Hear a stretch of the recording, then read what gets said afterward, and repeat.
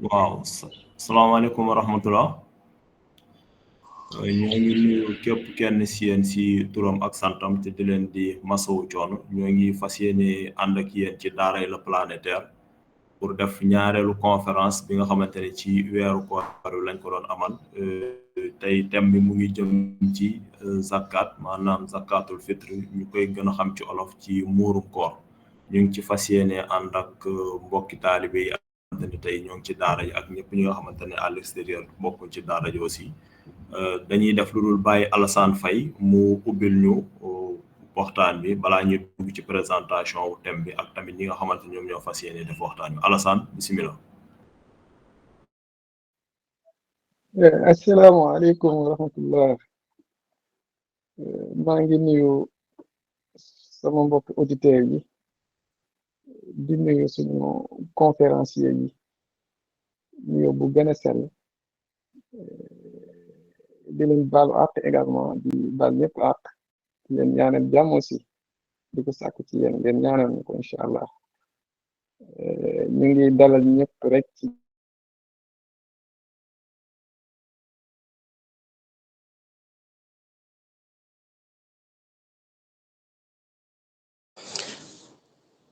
أعوذ بالله من الشيطان الرجيم بسم الله الرحمن الرحيم وصلى الله على سيدنا محمد وعلى آله وصحبه وسلم تسليما. الحمد لله رب العالمين القائل في كتابه العزيز قد أفلح من تزكى والصلاة والسلام على سيدنا محمد القائل بلغوا عني ولو آية صلى الله عليه وسلم وعلى آله وصحبه وسلم تسليما كثيرا مزيدا إلى يوم الدين. رب اشرح لي صدري ويسر لي أمري واحلل عقدة من لساني يفقه قولي. سبحانك لا علم لنا إلا ما علمتنا إنك أنت العليم الحكيم. السلام عليكم ورحمة الله. mbokk jullit yi mbokk panel bi maa ngi leen di ziar di leen ndokkeel encore si weeru koor bi di leen baalu àq te di leen baal àq di ñaan yàlla nangul ñu suñuy koor nangul ñu suñuy jaamu yàlla fukk fan yi mujj yi tamit lépp luñ ci jaamu mu fulal ñu ko bi jaahi rasulullah sallallahu alayhi wa sallam. ginnaaw loolu tamit ñu ngi ziar suñu ustaaz suñu sëriñ Baye Jibril Cissé ak ñi ñu àndal programme bi ustaaz Ahmed Ndiaye ak Mohamed Fari Ndaw ak képp koo xam ne yaa ngi participé ci programme bi ñu ngi lay ndokkeel di la wax dalal jàmm. tey nag programme bi thème bi comme niñ ko présenté rek liñ bëgg a waxtaanee mooy zakatul fitr. zakatul fitr nag mooy xasakaay muurum koor. weeru koor bi gis nañ ne commencé naa tàggatoo te am na sarax soo xam ne war nañ ko see joxe te xëy na ñu bari réeree nañ ko te war nañ koo xam ndax xam ko dafa am solo ndax njëriñ li si nekk. léegi nag ñu ne woon nañ ko waxtaanee xëy na incha allah yàlla dina def ñu mën see jëriñante. suñu waxee nag muurum koor en arabe mooy zakatul fitr. zakatul fitr nag ñaari moo ñoo ko composé az zakatu wal fitru. léegi nag il faut ñu xam lan mooy az zakat ak lan mooy fitr. bu ñu waxee az zakatu lughatan nga xam ne moo arabe la dafa am lu muy signifié mooy at taharatu wan nama wal baraka. dañ siy déggee at tahaara mooy laab day laabal. at nama mooy yokkute kon da lay jural jokkute waaye al barke kon daf lay jural barke. kon moo bi loolu lay signifié sansam si luxa. léegi nag gis nañu sax alquran liñ jot a wax ni yëpp am na benn aaya boo xam ne mën na koo firnde ndax borom bi tabaraka wa taala jamono ji nga xamee ne saxaaba yi jógee nañ Màkka dem Médine ba Yonent bi sallallahu alayhi wa sallam tegal leen seen plan d'émergence boobu moom nga xam ne commencé nañ commerce ba yàlla def ñu commencé am alal ñu gis ne war nañoo mën a joxe azaka. borom bi def na Yonent bi sallallahu alayhi wa sallam xuz min amwalihim sadaqatan tutahhiruhum wa tuzakkihim biha. léegi nag commencé nañu am alal jëleel seen alal ji as cam soo xam ne dafay laabal mais bu dee ay commerçant lañ léeg-léeg ñu dafay erreur yoo xam ne seen alal dina ko mën a setal dina ko mën a laabal waaye dina ko mën a sellal. kon ñu xam ne azaka boo ko génnee day sellal alal jang ko joxe mais daf koy yokk mais daf koy laabal.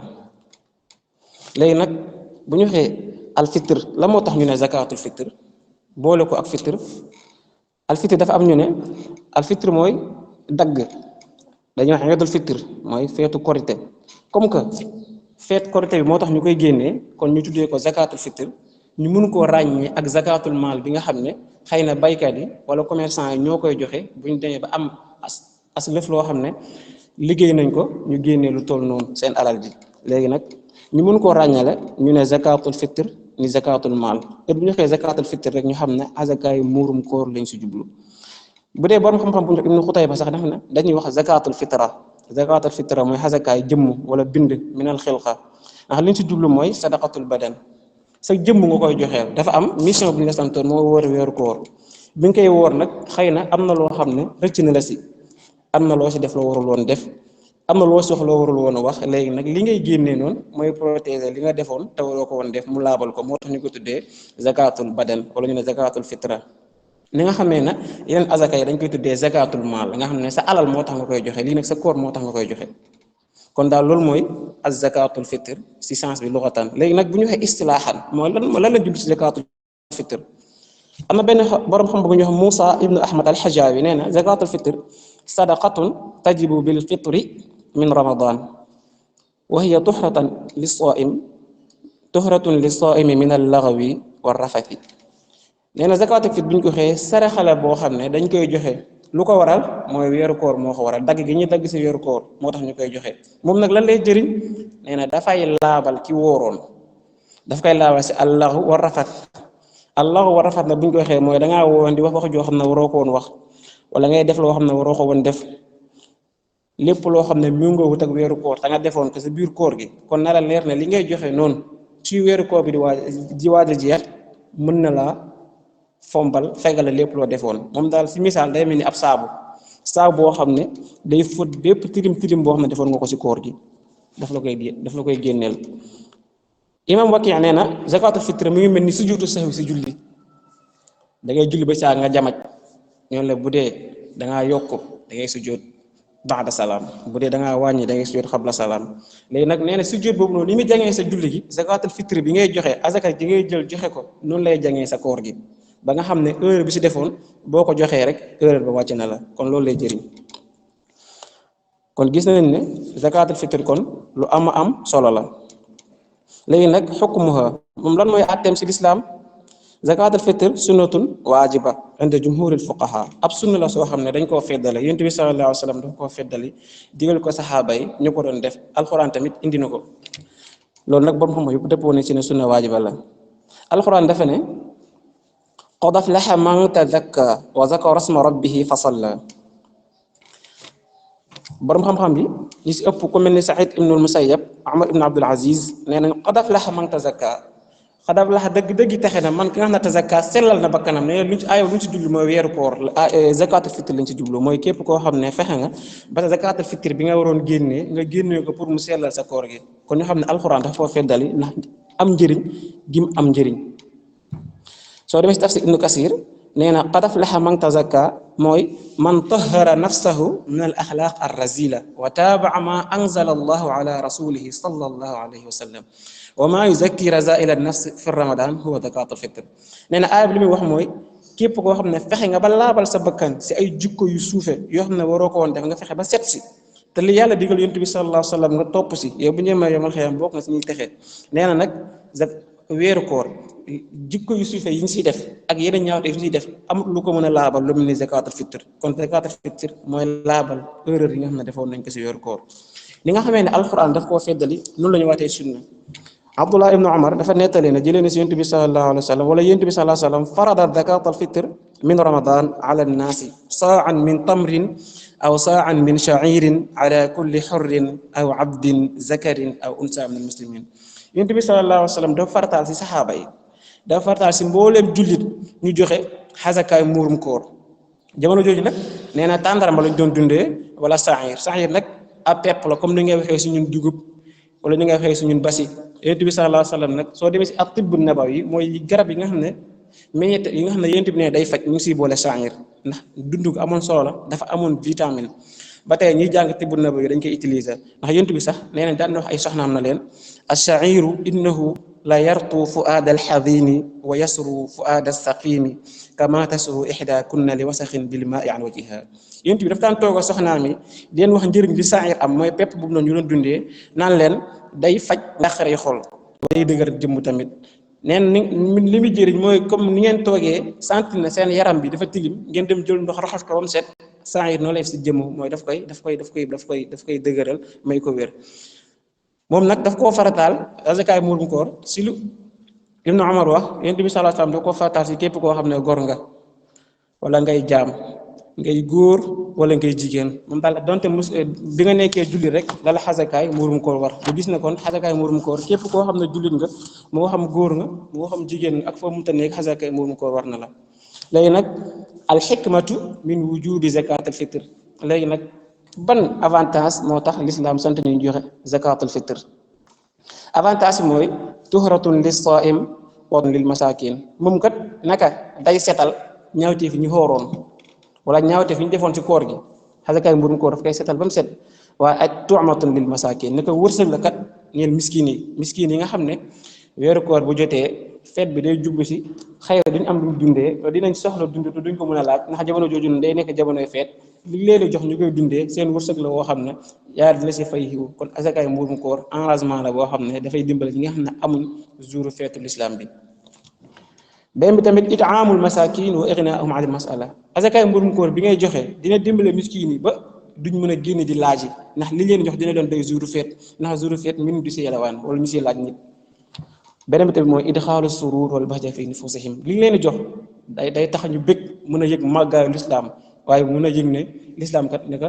diine joo xam ne diine social la moo tax am na borom xam-xam bu ñu al qafaal nee na al xikmatu fi ijaabi saa'i anna annaasa gaaliban yamtaniuuna min altakasub fi yowmin iidi wa thalathata ayam baada ndax dañoo seetlu lu bëri jour feet 3 jours avant wala 3 jours après tamit ñi nga xam ne dañ doon wër di laaj jour feet la duñ génn te waa dañuy soxla dund tam ku leen ko jox wala ñi nga xam ne ñoom seen liggéey mooy ñoom li ñu liggéey tey la ñu dundee suba te jour feet liggéey ko bëri duñ liggéey ñi nga xam ne nag ñoom toujours seen dépasse la ñuy daw xëy na duñ am lu ñu war a dundee léegi nag li ñu leen di jox noonu mën na leen a doy ñetti fan wala ñeenti fan yi nit di toog te liggéeyuñ ko ñu mun koo jëriñoo seen biir kër kon ñu seetlu na l'islam toujours day sóoraale ñi nga xam ne yoruñ toujours day sóoraale ñi nga xam ne ñu am gàllankoor moo tax ni nga xamee ne azakaay xalal dafay ñëw pour xeex ñàkk société bi azakaay muurum koor tamit dafay ñëw pour xeex ñàkk wala xeex tumuranke si bisu feet bi nga xam ne jullit yëpp ko bokk nga xam ne kër goo dugg di nga fekk borom kër gi am na lu mu terelee ay njabootam kon gis nga azaka ñu mu amoo doole si lislaam nga xam ne buñ ko taxawaloon toppatoo ko ñaar yi rek azakaay muurum koor bi ñu koy jox ñu ko war a jox azakaay alal ñu koy jox ñu ko war a jox xëy na ñàkk dina jeex si alal dina jeex si àdduna bi wala dina jeex si dëkk jullit yi te war na mën a nekk ndax ni ngi nettali na Omar ibn Abdul Aziz nga xam ne kenn la woon si xalifa jullit yi jamono ju mu nekkee xalifa organisé woon na azaka ji organisation boo xam ne dañ daan ko war a joxe ñu war a jox ñëpp ba dëkk bi amatul ko ñàkk ndax ki ñu jox dañ la dimbale ba li ñu lay jox nga mun see taxaw ba déwén yow nga joxe dëkk bi dem na avancé na ba dañuy yor azakaay muurum koor wala léegi dañuy yor azaka war koo jox duñ gis ñu ko jox ndax léegi ñëpp yor nañ nga xam ne dafa doon wax ne dem leen si àll bi si tund bi nga xam ne rab yi dañ fay dajee di soxla dund ngeen fay wisaare li ñuy dundee dañ ko laajee lu tax mu ne damay ragal ñu wax ne jamonoy xalifa Omar ibn Abdul Aziz am na xayawaan bu nekkoon am na benn rab bu nekkoon si àll bi xiif amul lu mu lekk kon gis nga koo xam ne dem na bay sóoraale ay rab si dund waxuma la ak ay nit nga xam ne kon l'islam azaka ji mu sant ñu lu am doole si l'islam waaye lu mën social la lu mën a dimbale waata la léegi nag ala man tajibu zakatul fitr azakaay mburum koor kan la war ñoo ko war a joxe ñu ne képp koo xam ne jullit nga azakaay mburum koor war na la bi si njëkk mooy képp koo xam ne jullit nga rek azakaay muurum koor dafa laa war ndax Ibnu Umar dafa nettali ne farada rasulullah sallallahu alayhi wa sallam zakat al fitri min ramadan ala kulli nafsin min al muslimin bépp bakkan boo xam ne jullit nga azakaay muurum koor war na la moo xam góor nga moo xam jaam nga moo xam góor nga moo xam jigéen nga moo xam xale nga moo xam mag nga dañ laa war a génneel azakaay muurum koor Ibnu Qadaama ne benn borom xam-xam la si téere bu ñu al-Mughni nee na même yatim sax jirim dafa war a joxe muurum koor bu dee yow mi ko yar moom yaa yor xalam di nga yor nga génneel ko si muurum koor bu dee nag da nga koo yor di ko dundal tamit nga génneel ko muurum koor si li ñu koy dundal lu baax la léegi ñu ne ba xam dinañ ko génneel xale ku ëmbam déet ñu ne bu dee da nga am soxna si ëmb ñu ne suba la korite ndax yaa ngi ko war a joxe ginnaaw bu weer wi feeñee ba ñu suba la korite bu si doom ji juddoo balaa weer bi feeñ ñu ne suba la korite xale boobu noonu da nga kaa war a joxel xasakaay murum koor waaye nag bu nekkee ba jant bi sow ñu ne suba la korite nga xam ne xasakaay murum koor commencé naa ba mu juddu si nee nañ warul nga génneel ko murum koor waaye bu si juddee si tàkkusaan ga wala si 6 heures ga avant jant bi sow xale bu noonu bu juddoo murum koor war na ko ndax fekkee na ko ñu ne ndax mën nañ koo génneel ko ëmb nag ñu ne déedéet ku ëmb moom doom ji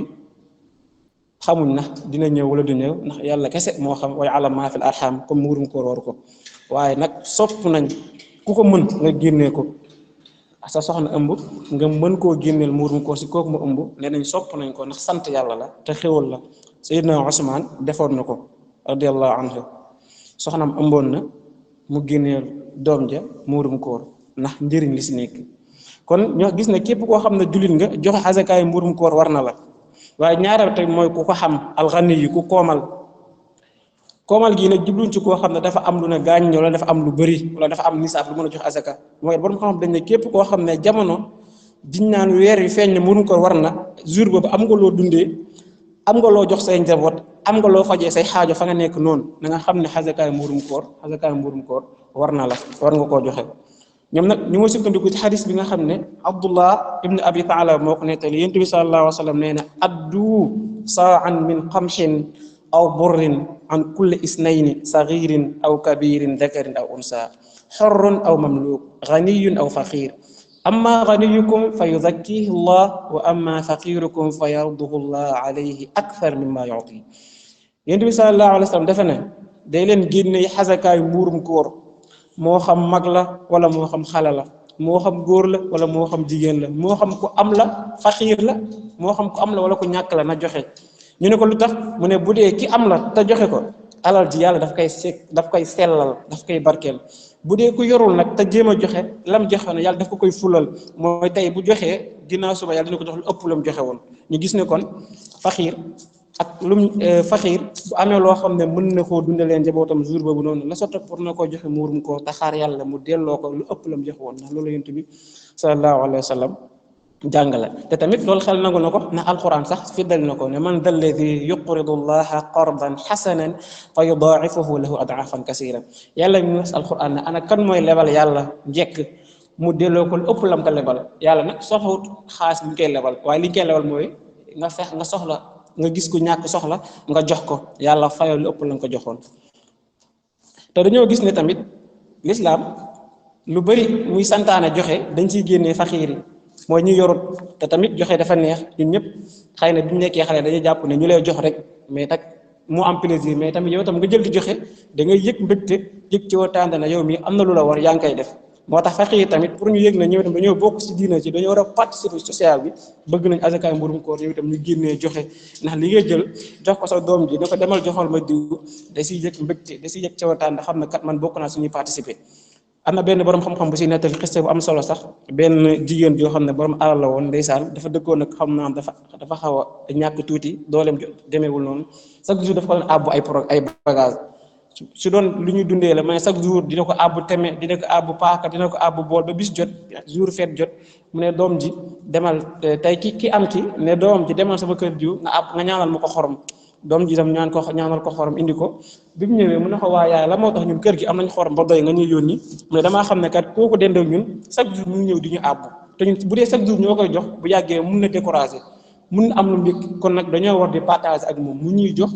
ñu koy jox ñu xamal ko ne ko ñun tam am nañ soxla si moom ndax ëllëg day tax bu amee soxla mu sawar suñu laaj ñu ko nga gis ne kon loolu am solo la faqiir yi li ñuy joxe noonu wala ki nga xam ne am na lu mën a joxe ko day tax mu yëg ne moom bokk na si diine ji waaye mu ngi participer si social bi léegi nag mu des waxtu wujubi ixraajiha léegi nag ban heure lañu war a joxe xasakaay mburum koor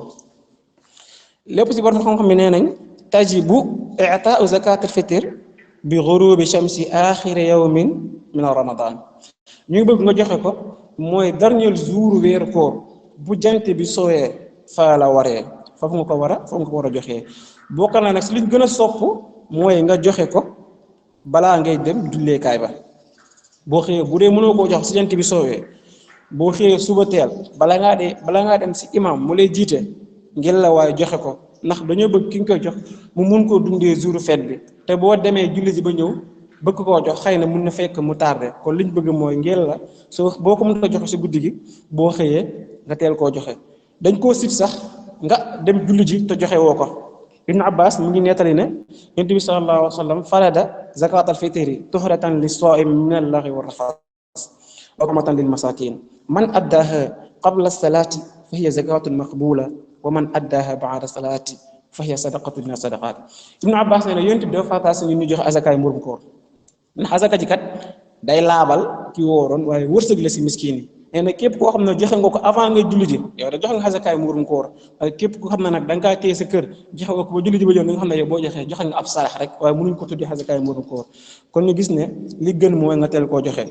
léegi nag borom xam-xam yi nee nañ sax bu dee da ngaa bëgg a bàyyi ba suba sax nga doog koo joxe mooy tey la korite nga ne da ngay bàyyi ba suba loolu moom dafa xaaraam si jullit bu ko mën nga war kaa mën a joxe ne da ngay bàyyi ba suba kon li gën nga teel koo joxe léegi nag nee nañ dagan na bu dee mën nga koo anticiper buñ ne ginnaaw suba la wala buñ ne suba la nga teel koo joxe nee nañ dara nekku si ndax Ibnu Umar nee na kaana sahaba yu'tuuna sadaqaat al-fitr qabla al-iidi bi yawmin aw yawmayni am na saxaaba yi ñoo xam ne dañ ko doon joxe balaa bisu korite bi wala buñ ne ñaari fan si des loolu nag yow mi nga xam ne da ngay joxe pour ñu joxeel la mën nga ko nga xam ne ki nga koy jox yow da nga koy teel a jox après mu joxel la ko mais ki nga xam ne da ngaa nekk sa kër di ko joxe tamit mën nga koo bàyyi bañ ne suba la wala jour bi nga jox ko ndax ki nga koy jox miskin la miskin mooy koo xam ne xëy na amul lu mu yoree njabootam mën nga koo anticiper teel ko koo jox mu dundee ko asaka ji jeex jour korite ga wala jour feet bi doo xam ne mu dundee kon nag boo xotee bañ a guddi la sa guddi ga bañ na suba la wala nga xëy jox ko dina ko mën a dundee loolu moo tax ñu bëgg bu dee mën nga koo téye bañ na ba si guddi ga nga doog ko koo jox nga xam ne dina ko mën a jëriñ léegi nag am na benn borom xam-xam ñu wax Ibn Hubayr rahmatullah alayhi nee na wa innama shuri'a ixraaju sadaqat al-fitr qabla xuruji nnaas ila salaat li yastaghni al-fuqaraa yawma al-iid dañoo bëgg bala ngaa génne nga joxe ko ndax fuqaraa yi nga xam ne dañu leen war di laaj duñ mën a génne ci laaj dañuy toog dundee la nga leen jox kon moo tax ñu bëgg jarul yàqamti di ko teel a joxe mais mën nga koo bàyyi ba guddeeg nga doog koo joxe alqadru alwaajib fi zakat alfitr léegi nag lan lañ ci war a joxe ban kem la lislaam sant pour nga joxe ko yajibu ala kulli mukallafin an yuxrija an nafsihi wa an man yauluhu wa yali amruhu li kulli wahidin sa'an bépp mukallaf war nga koo joxe képp koo xam ne yaa koy dundal wala yaay kilifaam yaa yore mbiram yaa ko war a génnee xasakaay mburum koor li nga ko war a génne nag mooy ab saa nag ab nattukaay la woo xam ne dañ ci daan peese dañ ci daan nattee jamono Yonent bi sallallahu alayhi wa sallam saa boobu nag lépp loo xam ne dëkk moom la ñuy dundee bu doon ceeb la ñuy dundee da nga koy natt joxe ko bu dee mboq la ñuy dundee nga natt ko joxe ko bu dee dugub la ñuy dundee nga natt ko joxe ko léegi nag lan nga war a natt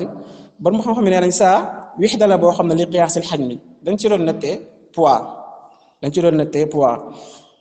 ñi ci mujjee dafa gëstu nag bu ñu la wanee pot bi day mel ni genre leket la nee nañ war na mën a jël 2 litres et demi boo doon def ndox mën na jël 2 litres ak genn wàll saa boobu nag boo ko xamul mooy tolloog ñeenti mudd si mudd Yonent bi sallallahu alayhi wa sallam nga xam ne ab poto ndottikaay la woon jamono jii nii soo demee si kër yi ñu bëri yor nañ ko surtout maag ñi nga xam ne bu xasakaay mburum ko jotee lañ koy génnee di si natt di ko joxee mudd nag boo ko xamul ki ñu wax Daawud yi nee na mooy tolloog ñaari loxo nit koo xam ne loxo yi rëyul ba ëpp waaye ndawul ba ëpp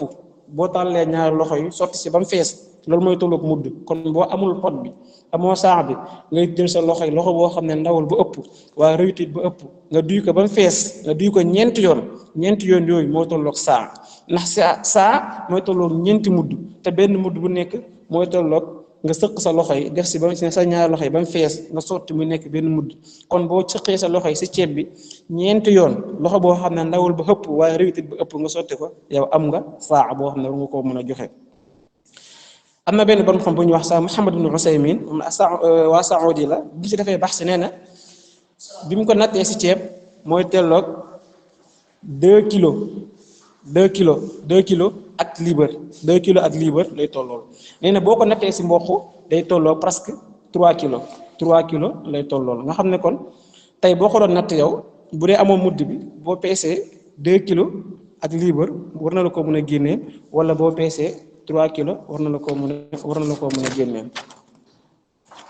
léegi nag lii problème bi mooy natt bi poids yu tolloowul moo tax Imaam Nawawi nee na li gën ci ki koy joxe yow bul dem di ko peese ji mais na nga ko natt na nga ut pot bi nattal ko sa bopp nga xam ne pot moom boo ko nattee ak ni mu mën a toll rek loolu la lay jox na nga ko nattal sa bopp mais ndax boo ko peesee xëy na poids mboq ak ceeb poids du mën na wutee moo tax képp koo xam am nga potu nattikaay bi nga natt ko moo gën. boo ko amul tamit nga fexe ba xiyaas boo xam ne yow li ngay joxe bu ëppul tamit du manqué mooy joxeel prix boo xam ne jàpp nga ne lii nii mën na. léegi nag bu dee Sénégal fii nag am na benn borom xam-xam boo xam ne gëstukat la baaxis la gëstu na si gëstu bu am solo ndax jël na xasekaayu murum koor bi ñu wax ne mooy saa jox ko ab ndaw mu yóbbu ko si lu mat fukki bitik natt ko fa peese ko fa ba xam lan la war a toll ba mu ko peesee. mu ngi tolloog 2 kilos nee nañ ak xaaji génne waa liibar loolu nag soriwut ak Ibnu Usaymin wax ne dafa tolloog 2 kilos ak liibar nga xam ne kon boo ko mënoon peese ba am si 2 kilos ak liibar daal nga xam ne lu wér na leen lii mën na moom nga joxe ko moo gën te ki def ki gëstu boobu gëstukat la te gëstu na ko si anam boo xam ne anam bu wér la amul luñ ciy sikki sàkk ndax loo jël natt ko wala nga peese ko si lu ëpp fukki baskil ñu peesal la ko mu jox la prix mu jox la numéro boo xam ne mën nga see sukkandiku kon loolu koy sukkandiku sa xasakaay mburum koor wér na war nga see mën a joxe. léegi nag borom xam-xam yi wutee si ba xam ndax boo joxe xasakaay mburum koor mën nga koo joxe xiima njëg la wala mënoo koo joxe njëg la loolu nag am nañu si wax ñetti wax bu dee jumhurul ulama nga xam ne imam Malik Ahmad ibn Hanbal al imam Ash-Shafi'i ñoom nee nañ daganul ngay joxe njëg li xasakaayu mburum koor li ñu bëgg mooy nga joxe la waa dëkk ba di dundee bu dee tàndarma la ñuy comme jamono yent bi nga xam ne tàndarma la ñu doon dundee yàpp ak saayir nga jël ko joxe ko bu dee da ngaa nekk foo xam ne ceeb la ñuy dundee jëlal ceeb joxe ko ñu ne la lu tax ñu ne yent bi sallallahu alayhi wa sallam wóor na juróom-ñeenti weeru koor yoo xam ne mosul joxe njëg la mais toujours day jël lañ daan dundee mu joxe ko saxaaba yi nee nañ matoon nañ ay junney saxaaba te amoon nañ ay borom alal yu koomale waaye mosu ñoo jël alal di ko jox xasakaay mburum koor fuñ mën a nekk dañoo jël li leen yonent bi sallallahu alayhi wasallam santoon fañ nekk lañ doon dundee loolu lañ doon joxe xasakaay mburum koor. imam Daawud de nettali na nee na fekkeen jotaay Ahmad ibn Hanbal ñu laaj ko ne ko est-ce que xasakaay mburum koor mën nañ kaa joxe alal mu ne man de du ma ko def ndax damay ragal ma wuuteeg sunna yonent bi sallallahu alayhi wasallam ndax ñunuñ woon si loolu yonent bi sallallahu alayhi wasallam lu ko def yonent bi mu doon def mooy toujours dafa doon joxe la barab ba di dundee mu leen koy jox. léegi nag bu dee imam Abu Hanifa ak Hasan al-Basri ak Ibn al-Munzir ñoom dañ ne dagan na nga génnee njëg la bu dee ñi ngi koy jox njëg li mu leen ëppal solo da ngaa nekk foo xam ne exemple yow li nga fa yor du lu ñu dundee jour fête da ngaa yor dugub wala da ngaa yor ceeb da ngaa yor mbuuxu te yow fa nga nekk ñoom jour fête leneen la ñu dundee borom xam-xam yii nii dëppoo nañ ne kon nga jël xaalis bi jox leen ko ñoom ñu dem jëndi lañ bëgg a dundee dagan na nga jox leen ko. bu dee imam Ishaq ak Abu Thawr ñoom dañ ne du dagan si nit ki muy joxe njëg li dul ne dafa am gàllankoor dafa am lor mooy da ngaa nekk foo xam ne yow yoroo fa ceeb yoroo fa dugub yoroo fa dara xaalis nga yor ñu ne dagan na nga joxe ko wala da ngaa nekk foo xam ne tamit da ngay yor ñoom soo leen ko joxee amuñ si benn soxla xaalis lañ mën a jël ñu dagan na nga jox leen ko. léegi nag bi imam Shawkaani dafay tarjeex ñetti wax yi wala bi ñu si def tarjeex dañ ne daal li gën a yor daal mooy bu dee mën nga joxe dund fa nga nekk la ñuy dundee nga jox leen ko léegi nag boo amee gàllankoor a joxe ko nga xiyaas njëg la mooy la ma waroon a joxe li muy jar bu doon ceeb nga waroon joxe nga laajte kilo ceeb ñaata lay jar bu dee dañ ne la 300 lay jar wala 400 lay jar yow bu dee kenn nit nga natt la nga waroon a joxe 2 kilo libéré nga xool lu mu doon si xaalis nga joxe ko. bu dee mën nga koo joxe tamit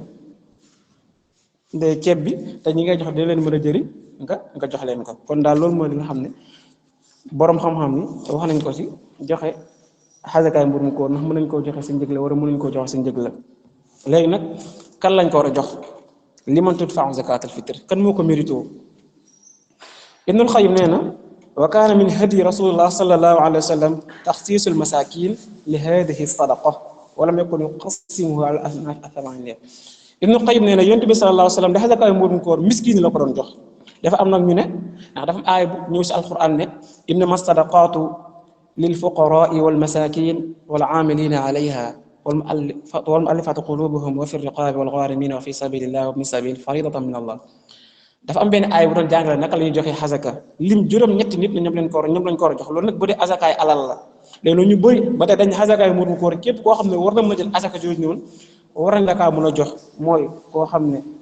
day liggéey si ñuy joxe asaka wala dafa amee bor wala dafa nekk si tukki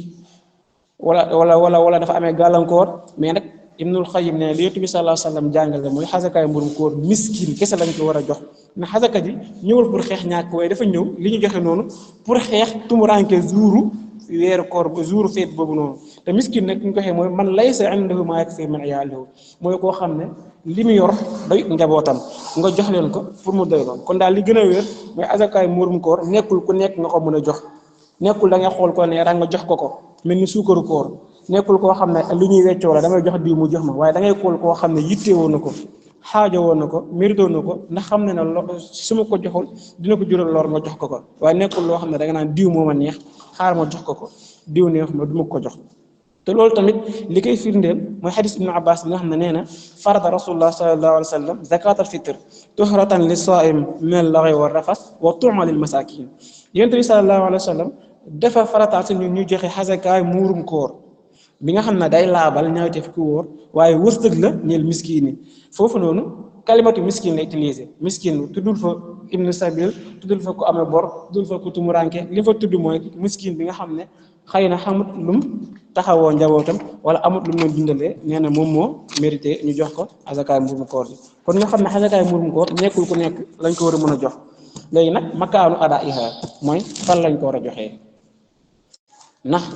man mun naa nekk fii rek ne sama koñ du ma leen ko jox wala sama dëkk du ma leen ko jox damay dem xool ne leen ma jox leen ko ba nga xam ne am na ñu si wax bu dee imam Malik ak imam Shafi'i dañ ne asakaayu mburum koor suñuy joxe. dese na la juróomi minute rek Babacar jërëjëf. waaw incha allah makaanu adaiha mooy fan lañ ko war a joxee bu dee imam Malik ak imam Shafi'i ñoom nañ asakaayu mburum koor fi nga nekk amoo droit jëlee ko fa di ko yóbbu barab boo xam ne mën na lu ñuy wàññee julli exemple distance boo xam ne ka fa doon tukki war nga mën a wàññi julli lu tolloog 110 kilomètres presque amoo droit di toxal sa xasakaay mburum koor di ko fa yóbbu lu dul ne dafa am ñaar yu tax mooy dafa am xaajo bu koy taxaw dafa am intérêt bu si nekk pour nga yóbbu ko exemple yow fi nga nekk gis nga ne ñi fa nekk xëy taxuñoo ñàkk ko noonu am na barab boo xam ne ña fa nekk ñoo leen gën a sonn ñoo ko gën a mérito nga ne xaar ma yóbbul leen ko loolu nee nañ bu waa dara néew si mais fekk loolu amul fi nga nekk ñoo ko gën a war a mérito ñoom nga ko war a mën a jox deuxième bi mooy yow da ngaa nekk ab barab boo xam ne yow dëkkoo fa mais am nga say mbokk yu nekk sori say mbokk lañ te gis nga ne mook ñu nekk fii nga war leen koo jox noo tolloo ñàkk mais nag yow da nga bëgg a jokkaale mbokk nga ne kon xaaral ma jël sama asakaay mburum koor ji pour mën a jokkaale mbokk mooy yóbbulu ko sama mbokk yi jox leen ko nee nañ borom xam-xam nañ boo ko joxee dañ si am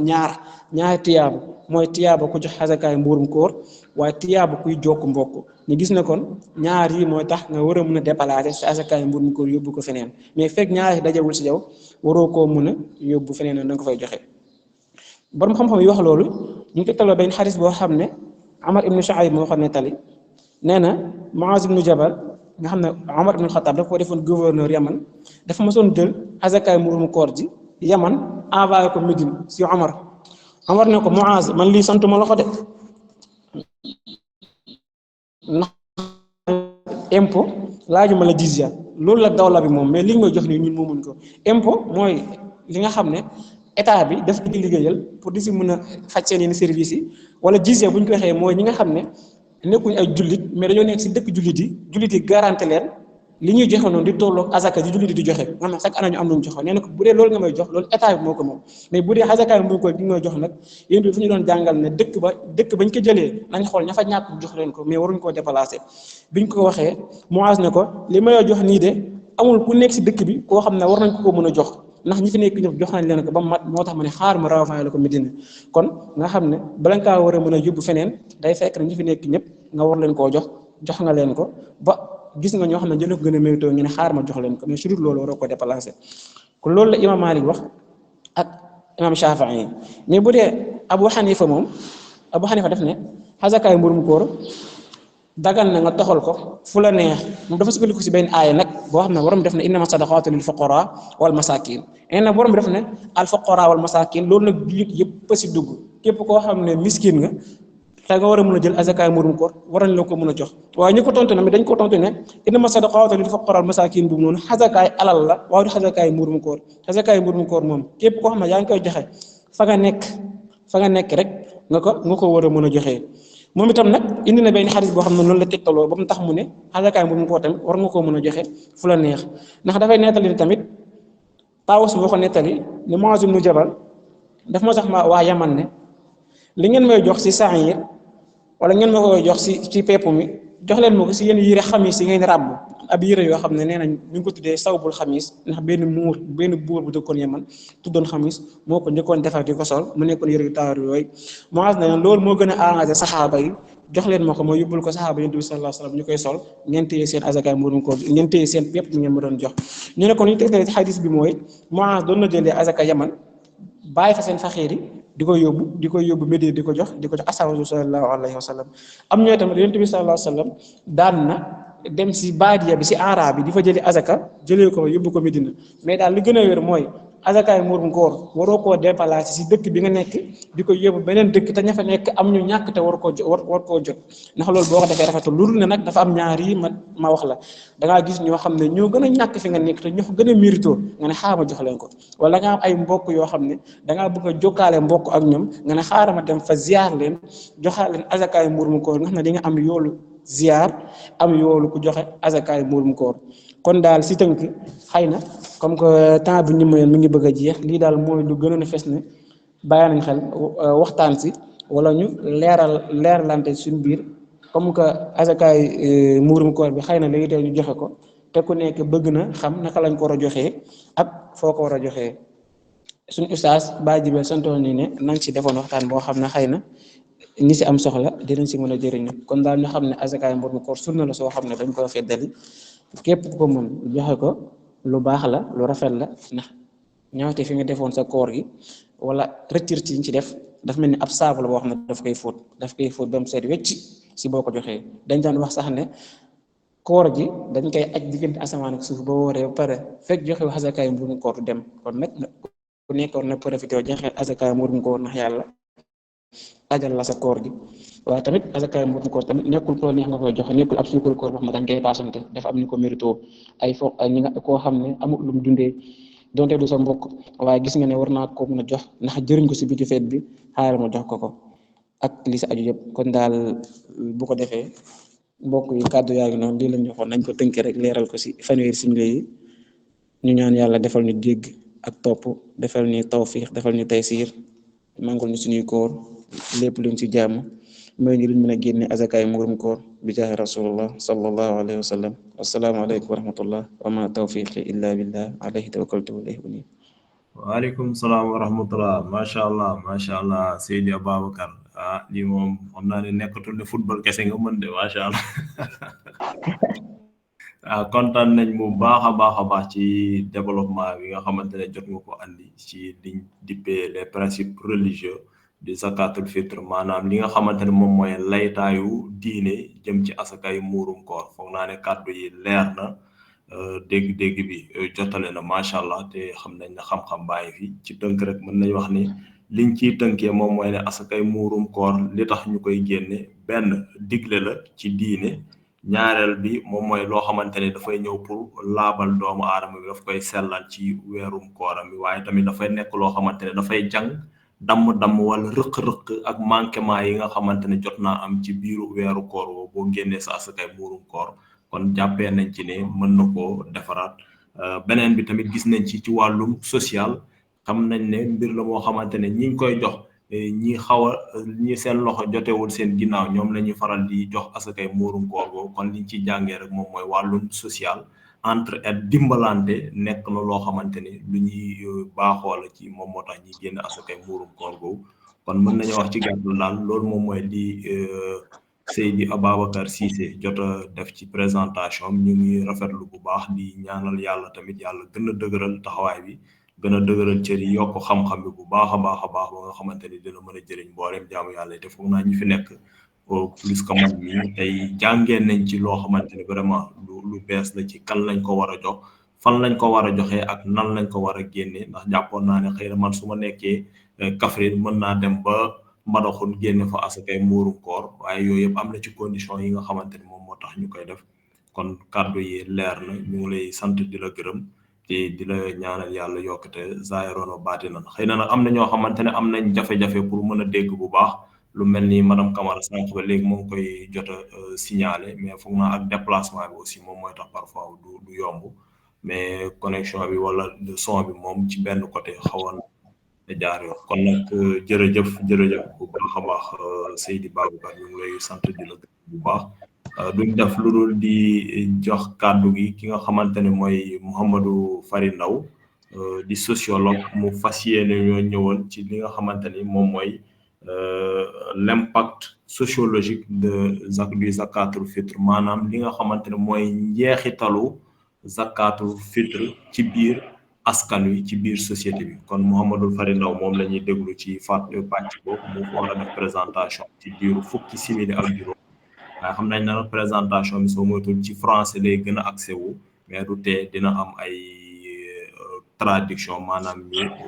leeral ko ci olof incha allahu rabi balaa ñuy dem ci beneen fànn jërëjëf Mouhamadou Fary Ndao bu fekkee pare nga kàddu geegee yow bisimilah. Merci beaucoup. Asalaamaaleykum. Est-ce que vous me recevez d'abord?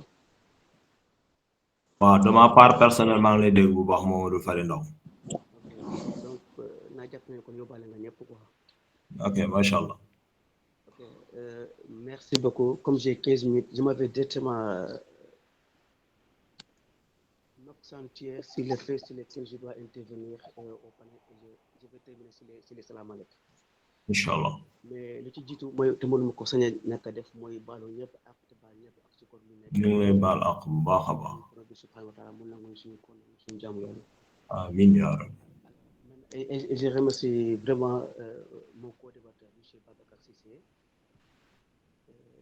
qui a été vraiment éloquent, qui a été très clair, très limpide dans son discours. Inch'Allah. Et vouloir lui succéder est une tâche qui me sera difficile certainement, mais je vais essayer de faire de mon mieux. Inch'Allah. Alors, pour le thème ou bien l'intervention que Baye souhaiterait que j'intervienne,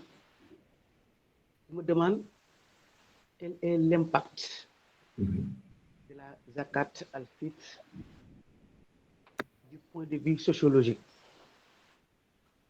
Alors moi, je vais commencer par deux faits. Le premier fait. Monsieur Ndao nga baal ma am na ñi réclamer à ce que nga yokk dégg-dégg bi dafay xaw a grincer tuuti. Ah ok, ah, ils ne me reçoivent pas bien. waaw ils ne vous reçoivent pas bien. Et maintenant, est-ce que c'est mieux maintenant? Je vois Sireba qui dit que c'est bien. Et les autres, si vous pouvez me manifester. Donc ça va, ça va maintenant, c'est bon. Ça va maintenant. Ok, très bien. Alors, je vais commencer par le simple fait que vous avez bien structuré la thématique. Parce que mon co-débatteur a parlé des principes religieux et vous souhaitez que je fasse une lecture sociologique. Donc, il faut commencer par faire un constat. Il y a ce qu'on appelle le phénomène religieux et les principes religieux. Si c'est les principes religieux, c'est ce que M. Babacar Cissé a fini de faire. Ce n'est pas un texte qui a été ni par Babacar Cissé, ni par Djibel, mais ça a été un texte qui est venu de notre Seigneur. Et il a été très clair au début que Amna Laïtal Fumuduge hadith, mais aussi Sidine. Vous voyez? Donc, il y a une évocation, il y a des fondamentaux religieux. Et quand il y a un fondamental religieux, cela montre que le Seigneur, Dieu, a tout programmé. Qu'est-ce que la ZAC? Vous voyez? À qui le bénéficiaire? Quand? Où? Comment? Donc, si l'on se limite uniquement aux principes religieux, donc la question est réglée. Donc, nous, pour apporter maintenant une lecture sociologique, nous allons aller au-delà de ces principes religieux pour apprendre le cas comme étant un phénomène religieux. Parce que le sociologue ne peut apporter une lecture, ne peut travailler que si on fait. Donc, le fait, c'est quoi? c'est qu'on a constaté que la zakat al-fitr n'a pas impacté. C'est pourquoi on demande quels sont ces impacts. Parce que s'il y avait des impacts, on n'aura pas aujourd'hui besoin de poser la question. Alors, maintenant, pourquoi ça n'a pas impacté? C'est ça la question. Pourquoi ça n'a pas impacté? Nous tous, nous avons la même référence, le Coran. Mais nous habitons dans des pays différents. Donc, est-ce que la zakat al-fitr qui pose problème au Sénégal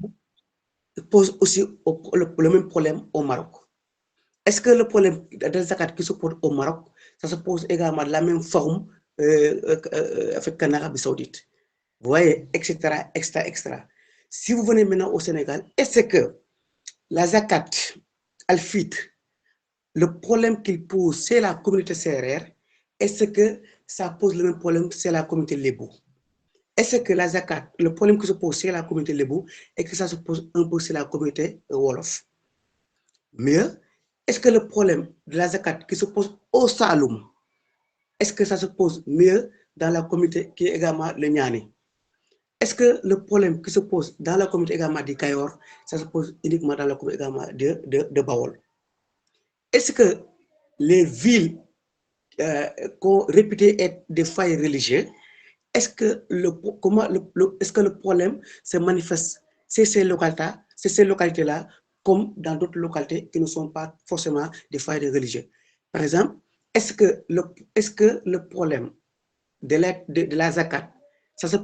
pose de la même façon à Djamal et à Marcoun? C'est Djamal et Marcoun, c'est pourquoi je donne cet exemple. Vous voyez, donc il peut y avoir autant de difficultés, autant de paramètres, autant de facteurs sur lesquels on pourrait intervenir pour voir pourquoi véritablement ça n'a pas impacté.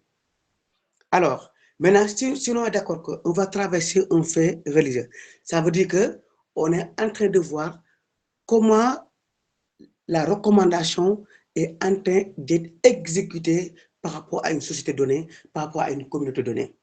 Mieux, comment la zakat est en train d'être déroulée, d'être appliquée ici au Sénégal particulièrement. Et si l'on va des constats, parce que je ne peux pas donner des chiffres, mais on peut partir simplement des constats. Nous constatons que la zakat au Sénégal, c'est beaucoup plus un phénomène religieux qu'un principe religieux. C'est comment? Quand c'est un phénomène religieux, on ne mesure pas trop la dimension religieuse. On n'intègre pas trop l'aspect recommandation. On n'intègre pas trop la dimension recommandation. Mieux, ci wax ko boobu ci wolof mu leer mooy lii dama koy def rek pour def ko mais xaw ma ne wala jëruma en côté li may def nii dafa am lu ñu waxee nu laa ko war a defee ba pare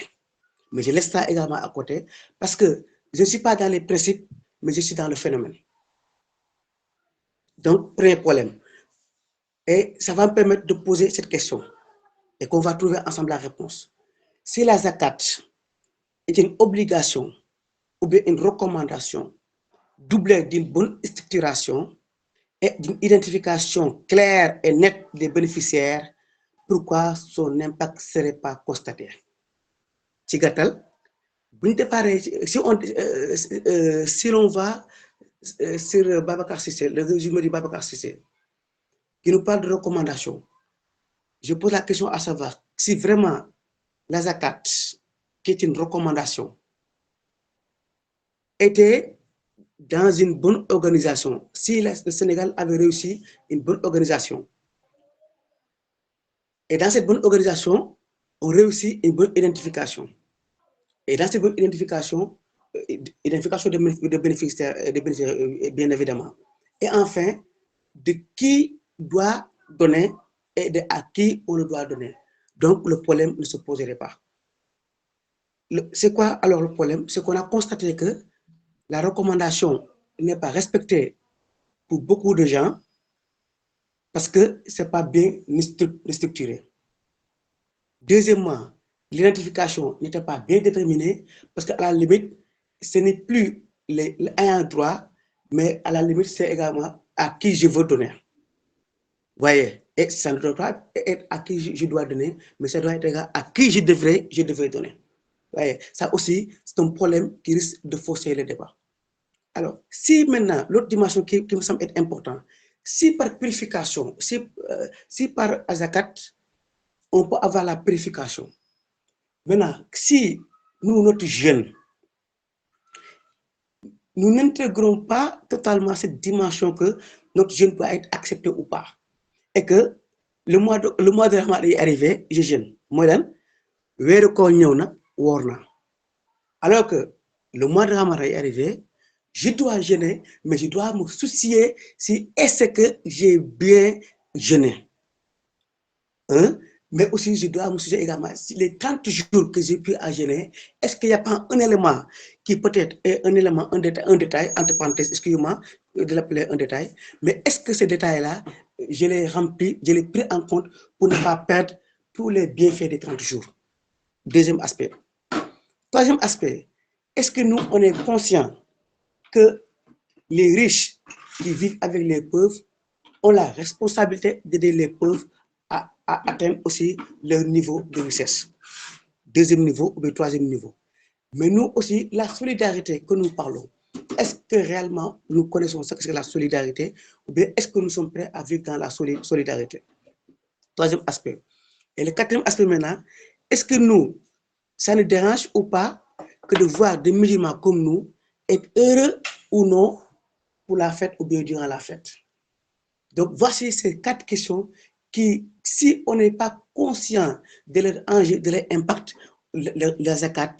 ne pourra pas impacter. Je reprends la première dimension qui est la dimension recommandation. C'est lui qui doit faire la zakat. Est-ce qu'il sait que la zakat, ce n'est pas un phénomène religieux, mais c'est un principe religieux? Un. Deuxièmement,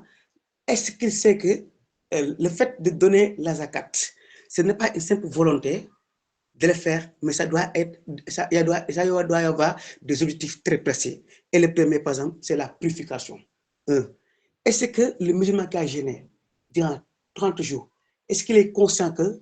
le simple fait de ne pas respecter ce principe-là pour lui faire voir perdre les bienfaits de ces 30 jours jeûnés? Est-ce que les musulmans qui voit à son sein un autre musulman, camarade musulman, est-ce qu'il est conscient que la pauvreté de son camarade ou bien de son camarade musulman, est-ce que sa pauvreté, ça l'interpelle? Et troisième aspect, la solidarité. Est-ce que le musulman, est-ce qu'il est conscient qu'il doit vivre, qu'il doit cultiver la solidarité? Et enfin maintenant, est-ce que nous musulmans, on est gênés durant la fête quand on voit d'autres musulmans comme nous qui ne sont pas heureux dans la fête? Et si on ne règle pas ces 3 conditions-là, ça veut dire qu'on ne peut pas impacter. Et maintenant, la question est de savoir maintenant, donc nous savons maintenant les causes. Les causes, c'est quoi? C'est que nous, on ne respecte pas les critères établis pour que la zakat que la zakat se passe correctement. Et les conséquences, nous les connaissons tous. C'est que nous la faisons, mais là, nous la faisons avec notre manière. Dañ koy def, mais dañ koy def rek parce que gis na ne boo dañ ko la def. Voyez, c'est la raison pour laquelle on ne donne aucun sens, mais également on ne donne également aucun intérêt ou bien aucune importance de le faire. Et vous allez voir que très subtilement, nit yeewu ne man di fàtte woon naa ko. waaye garawul comme julli jot na est-ce que dama julli ba ñëw? Voyez, et donc la dimension recommandation de le faire avant d'aller prier, même le Sénégalais peut négocier ça avec son Dieu, même si il n'est pas sûr que la relation, la connexion est déjà établie pour négocier. Parce que pour qu'il y ait une négociation, il faut être sûr que c'est lui avec qui il est dans disposition à écouter. On ne sait pas. Mais nous, on est sûr que Dieu nous écoute toujours. Vous voyez, le Sénégalais est très sûr qu'il est toujours en contact permanent avec son maître. C'est bien. L'autre aspect aussi qui est important, c'est les conséquences. Et c'est quoi la conséquence? Ça veut dire que nous sommes dans un pays musulman, que chaque année, les imams, les conférenciers nous parlent de la zakat. Vous voyez? Mais chaque année, nous revenons sur le même principe. c'est le même fait. Et retenez bien, il se peut que l'année prochaine, Inch'Allah, qu'on revienne ici pour parler encore de la zakat. Pourquoi? Parce que nous allons voir que malgré tous les efforts qu'on a fait, les choses ne bougent pas. Vous voyez, donc la conséquence c'est quoi? C'est que nous ne nous apprenons pas de notre passé, nous ne nous apprenons pas également de notre présent. Alors, on discute, vous voyez, bon, on est heureux, on est content, mais après encore on tourne la page. Mais on n'est pas dans l'application.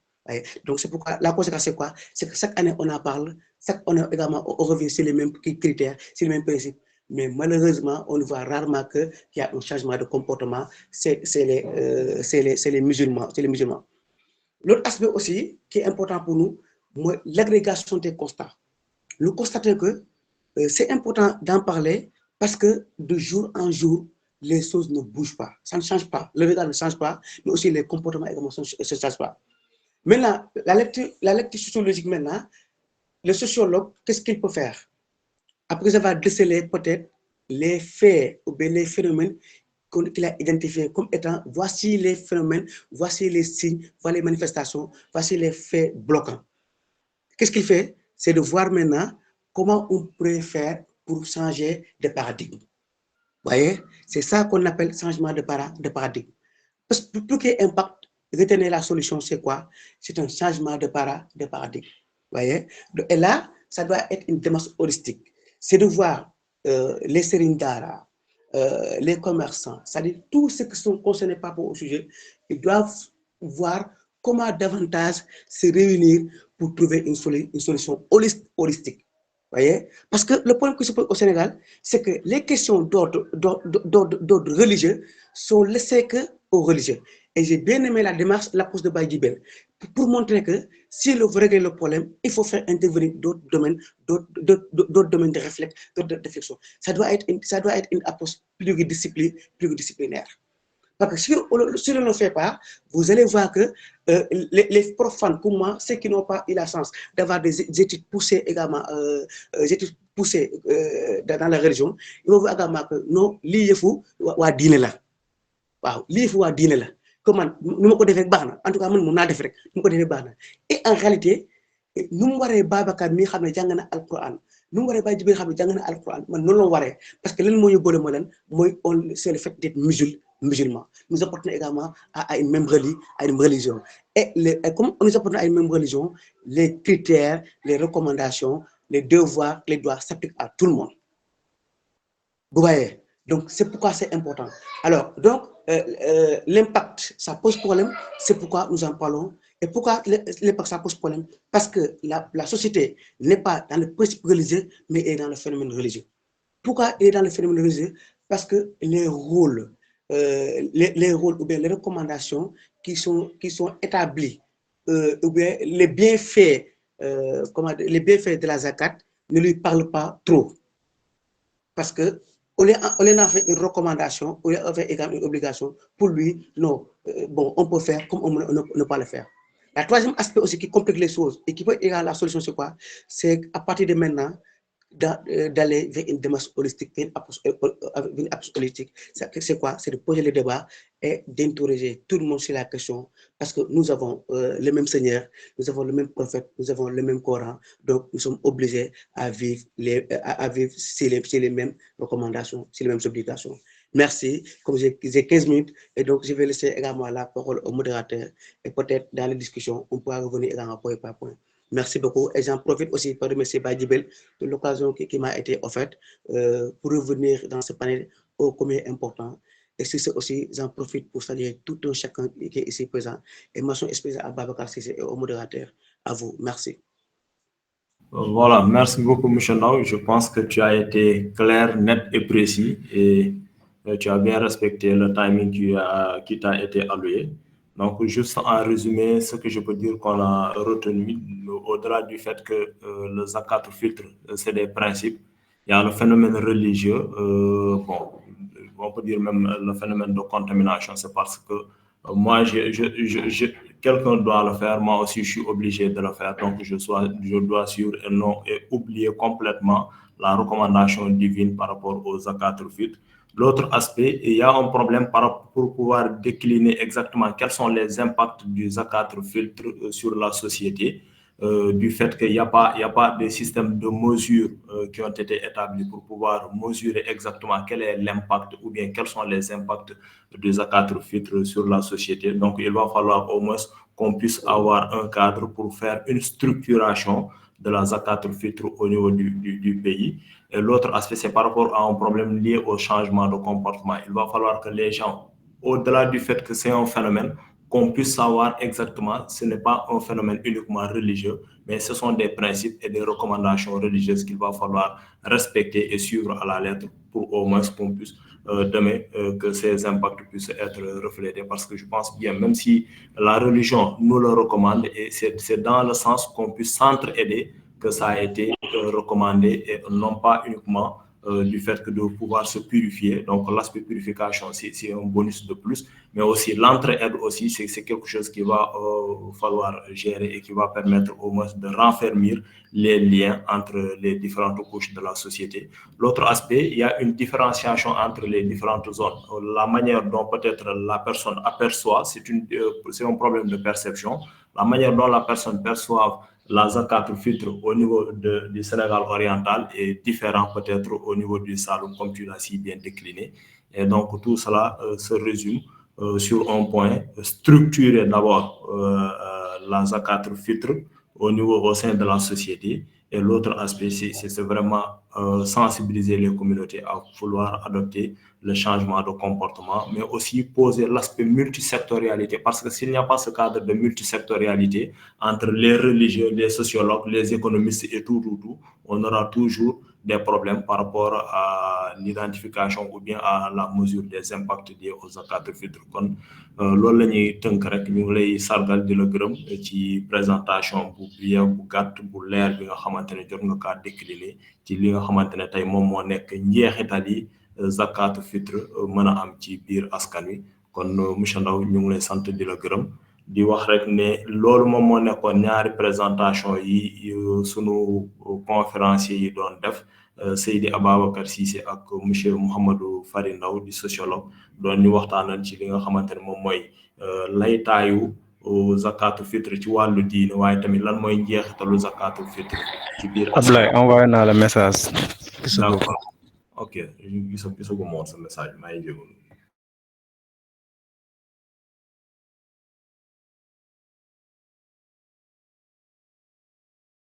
kon am nañ benn intervention ku nekk ci biir panel bi ñu koy wax El Hadj Madiaw Diaw ñu ngi bàyyi El Hadj Madiaw Diaw ndax sànq ba léegi gis naa mu ngi doon yëkkati loxoom aussi ñu bàyyi ko mu def une petite intervention par rapport ak li nga xamante ne moom lañ doon jot a waxtaanee mooy ci laytaayu zakatul fitre ci wàllu diine waaye tamit njeexitalu zakatul fitre ci biir askan wi Seydi Madiaw. El Hadj Madiaw.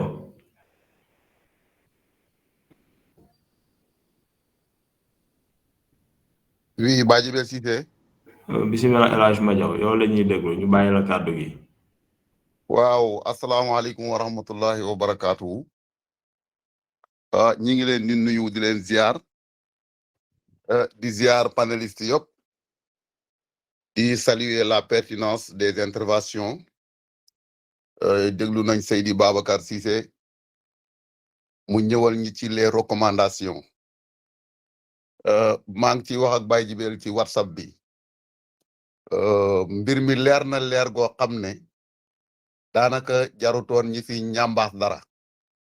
waaye dama daan dégg ci El Hadj Ibrahima Niass bu lew na.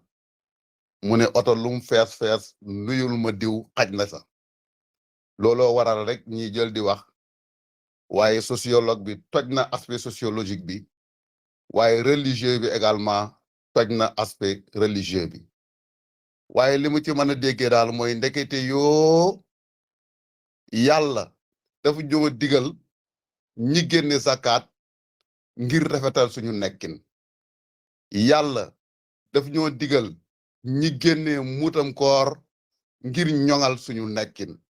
yàlla daf ñoo digal ñi defee ko nim ko waxee ngir suñu nekkin gën a mën a ñoŋ ngir ñi mën a wegante ngir ñu mën a dimbale wante ci bis boobu nga xam ne amul kenn ku war a sa ngéem ñëpp a war a kontaan ndax l'islam moom moo aye waaye ci biir intervention bi da ngay gis ne fii sociologue bi wax na ko des fois diina fii nga xam ne mooy Sénégal wala Afrique noire lay wax tradition daf ko jiitu woon maanaam mbir la moo xam ne dafa jógee ci arabe monde arabe ñëw fekk ñi yor suñuy valeur yor loo xam ne moom lañ fi fekk fi loo xam ne moom lañ fi sampu looloo waral des fois sàggante gi dafay am ndax dañ naan sa doom bi bàjjen diw ji day war gisa muudam koor mi boo ko génnee ku mel ne yaaram si ñaan sama yaay daf naan ma sa muudam koor mi de boo ko génnee joxal ma ko sa bàjjen Xadi Ndaw ndax sama yaay xam na ne bàjjen Xadi Ndaw moom war na ko yelloo na jël muudam koor wala yelloowut jël muudam koor waaye moom mu ngay jokk mbokk waaye moom mu ngay rafetal waaye moom mu nga bëgg sama bàjjan xam ne alaaji Majaw yëg na ko alaaji Majaw teg na ko place bu bàjjan kon yooyu aspect la yoo xam ne moom lañu war a bàyyi xel comme sociologue bi ni mu ko waxee ñi xam ne c'est une recommandation di yàlla wax ñi defee ko nii tegal ñi ay principe am kon daal da ngay gis ne buñ jëfee li nga xam ne moom la Babacar wax moom mi nga xam ne moom mooy intervenir ci aspect religieux bi dinañ dëppoog sociologue bi li mu wax solidarité bi dina am entraide bi dina am dimbalante bi dina am en tout cas lii laa ne woon dinaa leen ko yeggee jarutoon sax may wax parce que ñi wax nañ li ñu war a wax nañ niñ ko war a waxee leer na li def mooy dégg ak topp maa ngi saluer ñi nga xam ne véritablement ñoo nekk ci panel bi yëpp di sant ñëpp di gërëm ñëpp asalaamaaleykum wa rahmatullahi taala wa barakaatu. waaleykum salaam wa rahmatullah macha allah El Hadj Madiaw intervention bi rafet na gàtt na te leer na moom li may wane ne c'est la parole d'un philosophe dëgg moom moo doon wax te jot na def résumé entre link si wàllum diine ji ak wàllum société ñu ngi rafetlu bu baax a baax di la gërëm ci intervention bi ak fi nga ko waxee te foog naa ne ci waxtu yi nga xamante ne foofu nga ñëw tamit mooy waxtu yi nga xamante ne foofu nga waroon waxee jërëjëf kon je pense que mën nañoo jàll ci période question réponse yi ñi nga xamante ne xëy na dañoo mel ni man mënuñoo wax ci mbooloo am ngeen chat ngeen a bind seen message directement ci chat bi seen question koo xamante ne nag bëgg nga wax aussi mën ngaa lever la main ñu jox la parole incha allahu rabbi am nañ benn série de questions réponses pour 35 minutes voilà di jot ñu mën a lever la séance incha allahu rabbi jërëjëf bisimilah gis naa Aliou Ndaw yëkkati na loxo Aliou Ndaw bisimilah Aliou Ndaw après Mohamed Koulibaly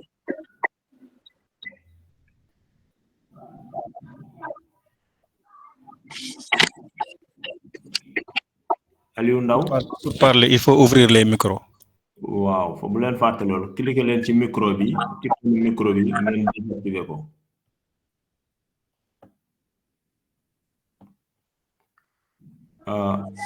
Aliou Ndaw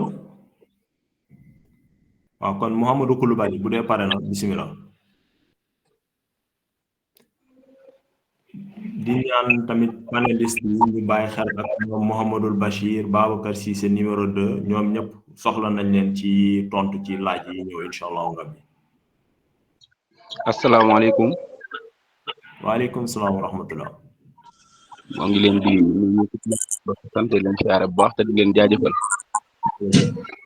di leen ñaanal yàlla wér ak gudd fan teel ak njariñ yàlla def leen ab xaritam sàmm leen aar leen yërëm leen yiir leen ci lu am njariñ li ngeen di def lii nag itam di génn azaka moo am ab laaj boo xamante ni bëggoon naa ko ci samp ndax leesa dafa mel ni buñ ko dee génne dafa am ñoo xamante ni dañ koy xaw a natt ci mboolem koom gi nga yor la nga ca war a génne waru koo dépassé bu doon da ngaa yor ñaar fukk tey war a génne ca juróom yooyu rek nga war a yam ak yu ni mel may jàpp ni war naa mën a laaj bu jëm ci les fois nga bëgg a génne juróom yooyu boo ko génne tasal ko ba noppi sa yéene nekk ci nga bëgg a génnewaat leneen ngir mottali ngir gën a mën a taxawu jaam ñi ngir gën a mën a taxawu askan wi ngir seen dundin neex nga yokk ca leneen lu bokkut ak li nga waroon a génne azaka ndax loolu dañ koy boole ci azaka ji ba tey wala dafa am beneen compte social boo xamante ni ci lañ ko sunu borom di dugal mu doon benn question uniquement benn guddal kàddu gi ngir tontu yi gën a mën a gàtt te bari njariñ ci kàttanu yàlla ak mbaaxam.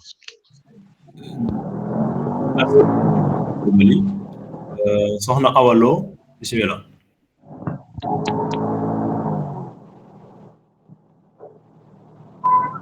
Abdou Cissé baal ñu nga tëj sa micro bi s'il te plaît. salaamaaleykum. aleykum salaam soxna Awa. Voilà maa ngi leen di ziar encore une fois di leen remercier ci occasion bi mais man j'avais une question parce que voilà Oustaz Babacar dafa wax sànq que ni objectif zakatul fitr dafa nekk la nga xamante ni Yonent bi sallallahu alayhi wa sallam dafa bëgg jour fête bi bu jotee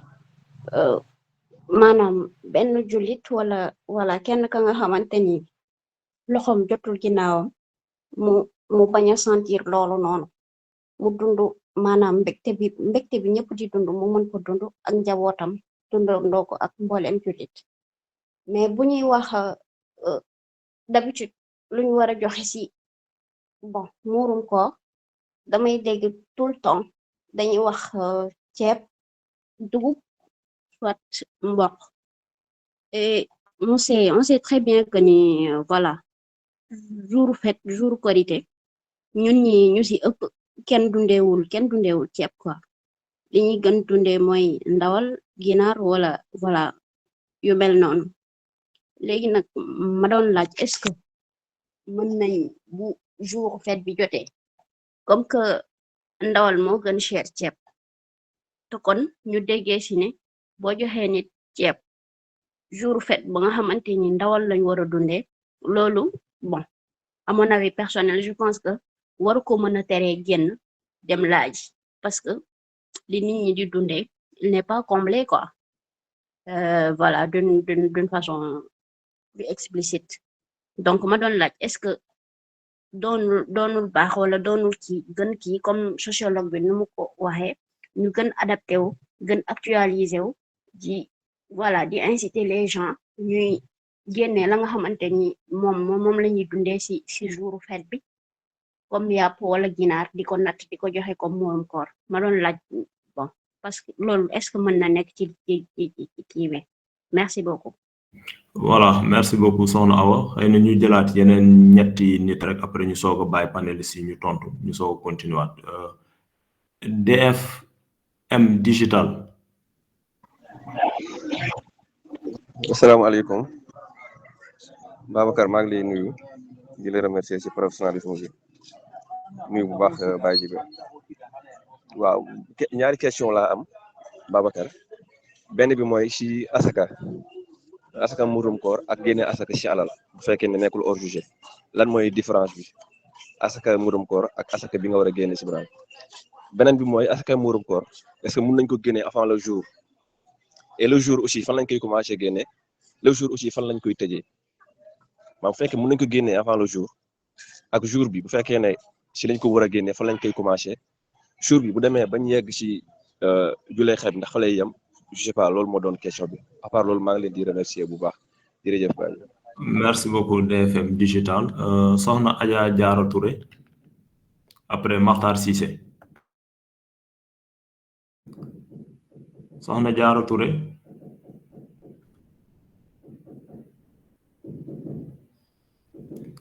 soxna Diarra mën nga activer sa micro bi.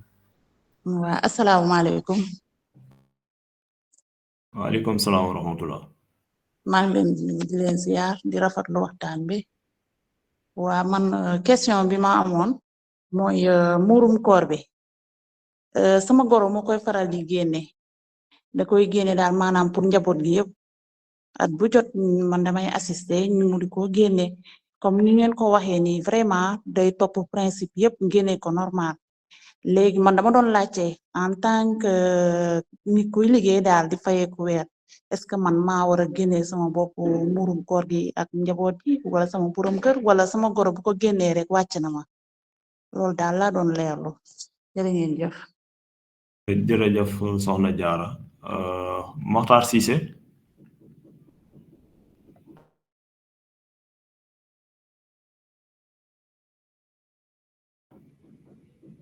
Mokhtar Cissé salaamaaleykum. waaleykum salaam wa rahmatulah. ma fàtte activer micro bi maa ngi leen di siyaar yéen ñëpp. ñu ngi lay ziar wër macha allah. di rafetlu panel bi wax dëgg fa yàlla ak intervention yi am na solo torop yàlla na yàlla fay leen yiw rek incha allah man nag question bi mu amoon c'est par rapport ndax asakay murum koor mënees na kaa batale comme nga tukki ba xam mën nga nekkoo Sénégal par exemple mën nga kaa batale ñu génneel la ko Sénégal ndax comme réew yi nekk nii je me rappelle daaw man moom wax dëgg doonte xaalis kii na sax mais bugguma di ko génnee ci xaalis mais comme moo fi sës melul ni Sénégal nga gis ñoo ko jox ak yooyu fii da nga koy mujj di envoyé ci mosquée yi rek mais ci alal xaalis lay doon ma doon laaj ndax mënees na kaa batale tamit maanaam nga joxe njëg bi Sénégal ñu jëndal la ko bu dee ceeb la doon wala dugub wala lu mu doon ci dëkk ba ñu génneel la ko ci loolu laa amoon comme question jërë ngeen jëf. ok merci beaucoup gis naa ñetti mais yu nekk ci kaw bàyyil ma jël ñetti ñooñu rek après ñu tëj ma jox kii ñu répondre incha allah Idrissa Lamine Diémé. salaamaaleykum man moom sama question bi si sociologue bi la jëm moo tax dama koy def si kal wàllum tubaab ndax mu mun a comprendre parce que noonu la defee exposé bi. bismillah. donc man j'habite dans une société bi nga xam ne c'est une société Joola et la plupart du temps sociologiquement on nous dit que les Joola c'est une société égalitaire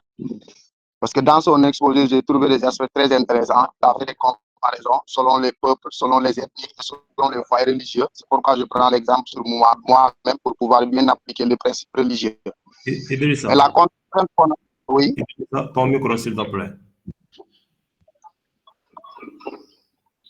Le micro est bien allumé, hein. Taal naa ko. waaw mais wax yi dafa mel na nga ko rapproché de trop moo tax leerul bu baax quoi. leerul ok. ma ne ah. Allez-y. Voilà, je disais que je voulais m'exprimer en français pour permettre à notre ami sociologue qui nous a fait un brillant exposé pour mieux comprendre la question. Dans la réponse, il pourra le faire en wolof. Moi, j'habite dans une société Joola où la plupart du temps, sociologiquement, on nous dit que c'est une société égalitaire. Donc, je rappelais également que dans son exposé, il a pris exemple sur les différentes ethnies pour finir avec les foyers religieux. Donc, je me permets également à mon niveau de pouvoir poser cette question-là et lever certains équivoques par rapport à ce qui se fait socialement, sociologiquement et spirituellement également du point de vue religieux au niveau de ma société. Donc, c'est de voir un peu la zakat et les rapports sociaux. Parce que ce qu'on voit tout le temps, c'est quoi? C'est que la zakat contribue à la reconnaissance du statut social de ceux qui donnent, c'est-à-dire les bienfaiteurs, qui sont souvent perçus comme des personnes pieuses et respectables. Mais, à contrario, de l'autre côté, on voit que les bénéficiaires, eux, parfois, se retrouvent dans une position de dépendance sociale, ce qui peut influer sur leur dignité ou leur statut social. Donc, moi, à mon niveau, je voudrais comprendre un peu cet aspect-là par rapport à ma société, qui, la plupart du temps, on ne parvient pas à reconnaître, ou bien même celui-là qui a un statut social faible ne le montre pas. Donc, côté exactement du point de vue religieux et du point de vue de la sociologie, nous allons aujourd'hui. Merci beaucoup. Merci beaucoup, Idrissa Diémé. Isto, Actu TV, bismillah.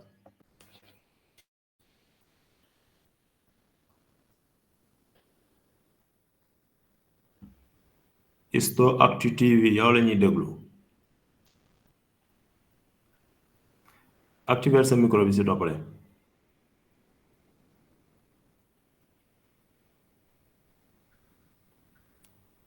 C'est pas Cheikh, je pense que c'est toi. Isto Actu TV.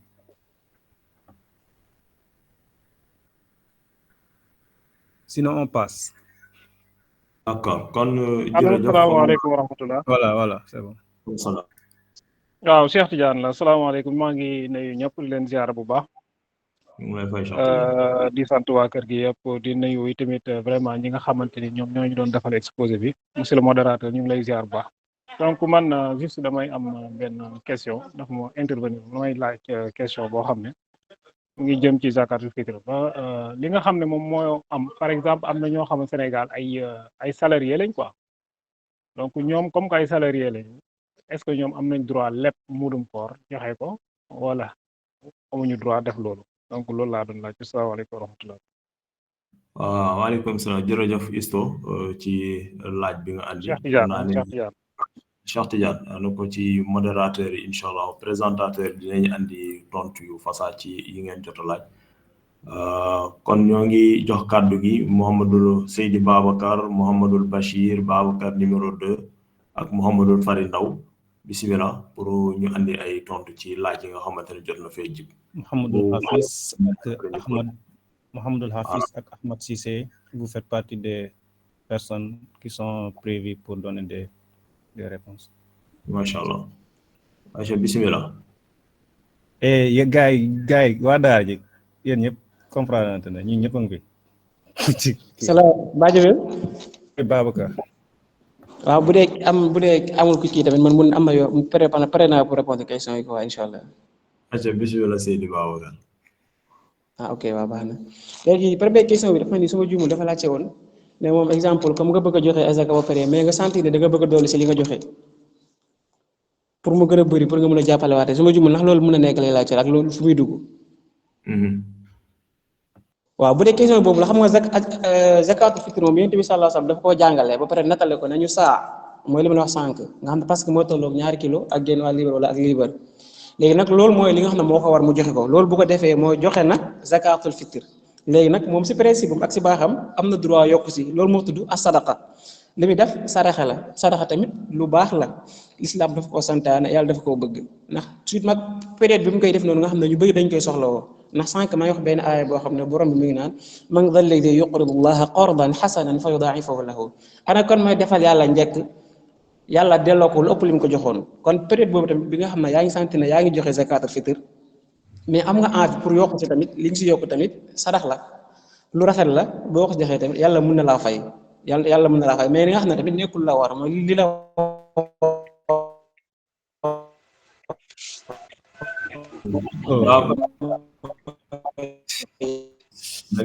connexion baa ngi daw de Babacar.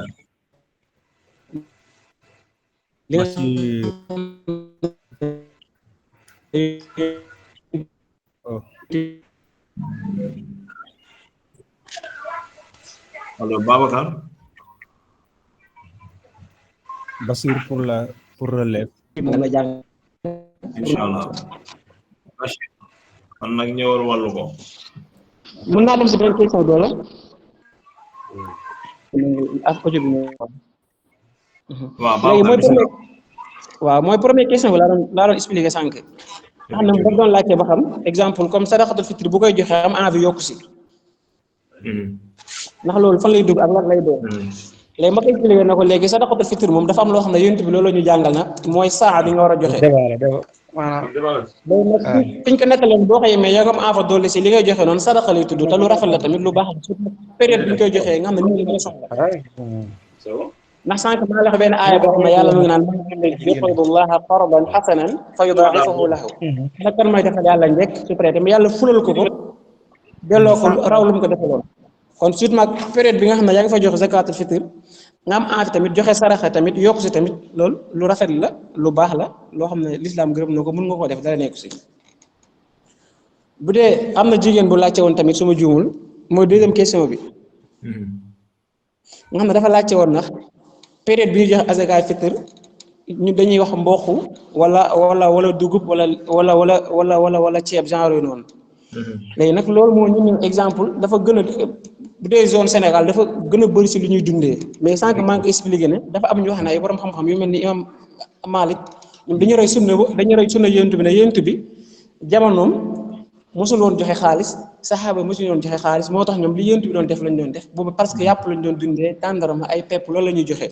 mais nag tamit expliqué na lu am solo loo xam ne Abu Hanifa loolu wax na ko nee na bu dee xaalis bi moo gën a intéressé ki nga koy jox ndax yow bu dee ceeb ngay joxe wala dugub wala mboq ki nga koy jox tamit du ko teree laaj wala pour mu utiliser ko dina sonn ndax dina ko jaay léegi nag bu amee loo xam ne mën nga koo jox si xaalis wala nga jël ndawal ji peese ko jox ko wala nga jël ginaar peese ko jox ko xëy na si lay ëpp njëriñ pour dund si te loolu moo ko gën a arrangé pour nga jox ko te li mu wax noonu tamit borom xam-xam yu bëri fekk si nañ ko si ndax am na ñu wax loolu mais comme que ñun dañuy jàngale dañuy dem gis benn masala mooy benn problème boo xam ne dafa am ay ixtilaaf dafa am ay wutee dafa am borom xam-xam yu si wax lii am ñu si wax lii ñun nag dañ koy tegal règlement bi nga xam ne moo am ak lu ñu si wax mais daal am na ñu ne ñun pour na yonent bi la ñuy roy lu yonent bi def lañ doon def toujours dañuy xool gox bu ñu nekk la ñuy dundee ñu joxe ko am yenn si borom xam-xam yi ne dañuy xool arrangement ki nga koy jox bu dee nga jël prix jox ko xaalis moo gën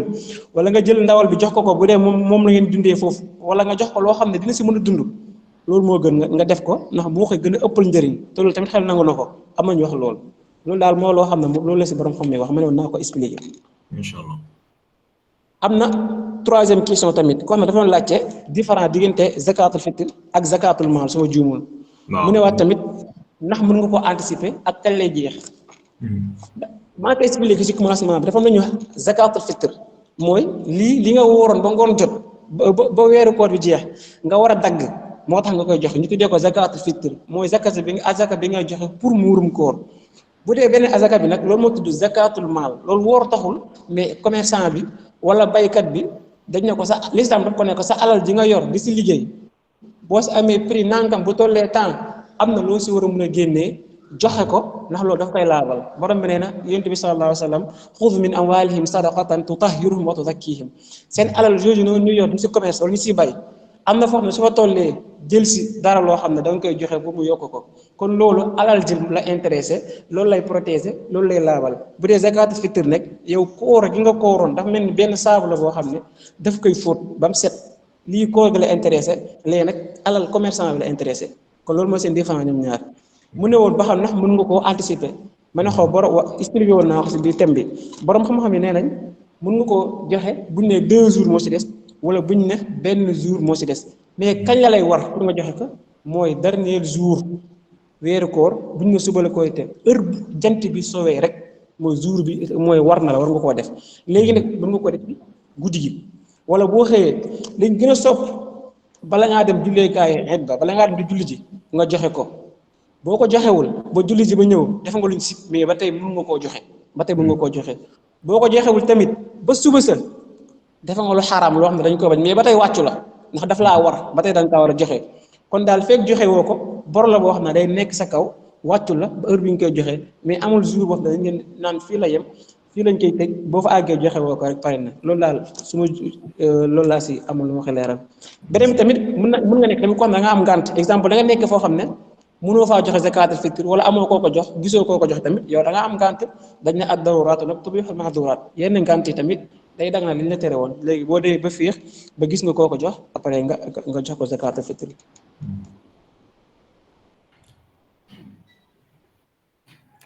waaw loolu laa amoon ci sa laaj tontu bi doon laaj. allo Babacar. am na waaw. ma ne si sa laaj bu tontu bu mujj boobu. waaw ci ko laaj ñu naan Cissé mooy wax ne xëy na ñoom ñi nekk ci yeneen réew. yi nga xamante ne xëy na léegi ñu koy gis. li ñuy préféré ñoom dañuy jël xaalis dem yóbbu ko ci julleekaay ci jumaa yi. waaw xam nga moom waaw bu dee dafa gisul ku mu ko jox. dafa mel ni moo doon laajte moom war na kaa mën a bàttale wala du moom wala bokkut ak moomu. effectivement moo doon laajte ndax mën na ko bàttale. voilà waaw xam nga azakatul fitr bu la neexee tey moom dafa nekk foo xam ne gisul ku mu ko jox. nee nañ bu la neexee azakatul fitr boobu noonu mun nga woote exemple mun nga woote Sénégal fii nii ñoom ñu génne la zakatul fitr nga ne man kat damaa bëgg nga joxal ma sama zakatul fitr ndax fi ma nekk aw ma ku ma ko jox léegi ñoom. ñu génnee la zakatul fitr bi ndax innamal a'malu binniyaati yow yéene nga joxe zakatul fitr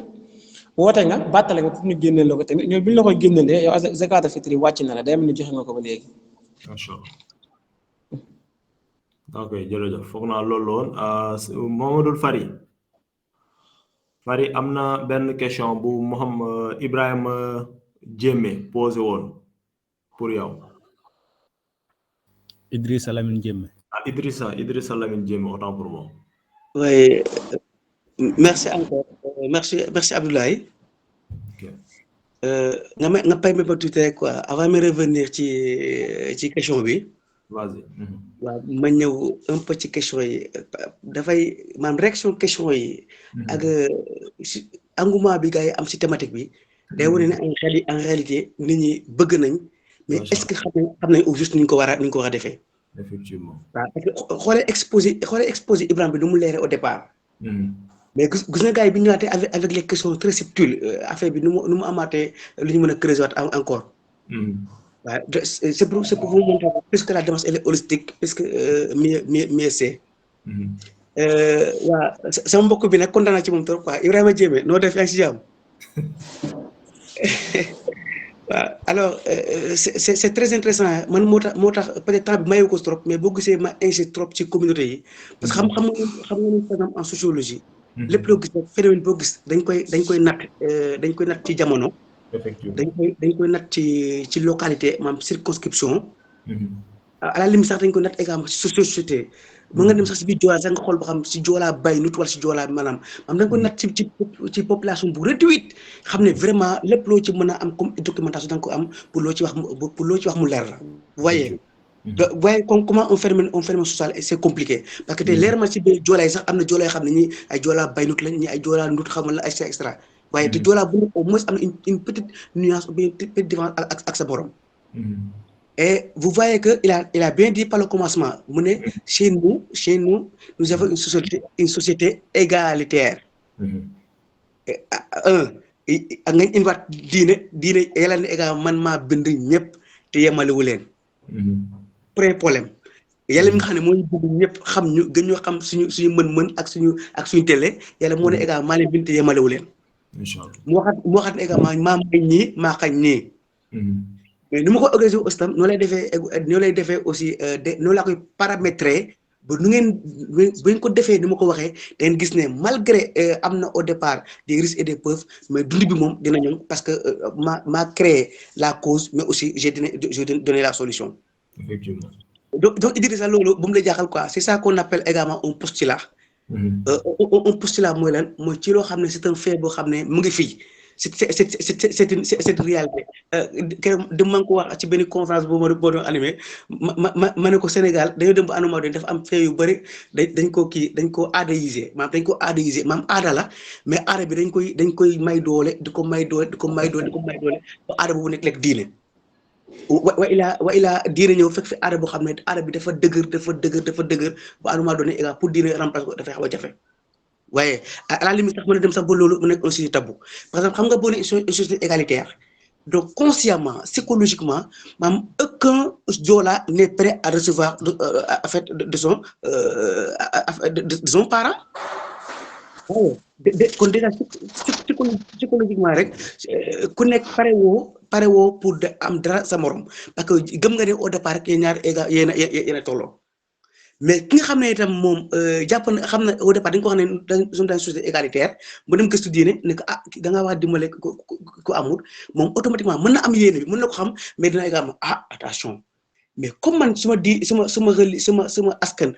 ñëpp a tolloo est-ce que ku ma jox dina ko jël. il pose la question donc au lieu mu demati ci kii au lieu mu demati ci principe religieux bi maanaam phénomène bi lay dem na est-ce que dina ko jël est-ce que sax war naa ko def est-ce que bu ma ko joxee est-ce que du ko gisee neneen voyez après yaa ngi dugg maintenant dans les interprétations te alors ça ne doit pas être une interprétation c'est un principe maanaam julli la ndax bu ma julee du ma dee wala bu ma julee dina am xaalis wala bu ma julee ndax du ma am xaalis wala bu ma julee tey bàjji nu mu tudd bàjji bi dina ma woon a wooral loolu intéressé wu la lu intéressé mooy lan mooy jullit nga jullit dafa la ci julil. Effectivement. Donc c'est le même principe donc Idrissa bu mu la jaaxal trop mais xamal ne du point de vue scientifique c'est un postulat léegi nag tey boo waroon a liggéey ci postulat boobu nag pour ku nekk mën a comprendre il faut donc commencer par déconstruire ça. On va ce qu'on appelle la déconstruction, ça va faire disparaître les stéréotypes et les préjugés. Tu vas commencer faire comprendre et faire accepter à toute la population d'abord qu'on n'est pas dans une société égalitaire, mais nous sommes également dans une société qui est faite des pauvres et des riches, des longs et des courts, des teints clairs et des teints noirs. Société bi noonu la bind. Est-ce que ñu accepté loolu ba pare nag ba accepté loolu nga ne nag après yàlla ci ku nekk ci diine bi nga toog dafa am une organisation xam ne moom lañ def pour ku nekk sa dund bi nga mën a dund dans la solidarité dans la relation également des liens extra voyez mais si boo commencé foofu rek da ngay gis ne da ngay brûler également les pistes. C'est pourquoi ma wax la ma sànq ne gis nga démarche bi puisque c'est holistique mieux c'est maanaam tey xam nga fekkoon ne Baye Djibril moo fa demoon pour régler problème bi Baye Djibril mën na bañ am résultat parce que Baye Djibril moom bu demee den également yàlla nee na te fekk ñi nga xam également yàlla nee nañ ñoom xamul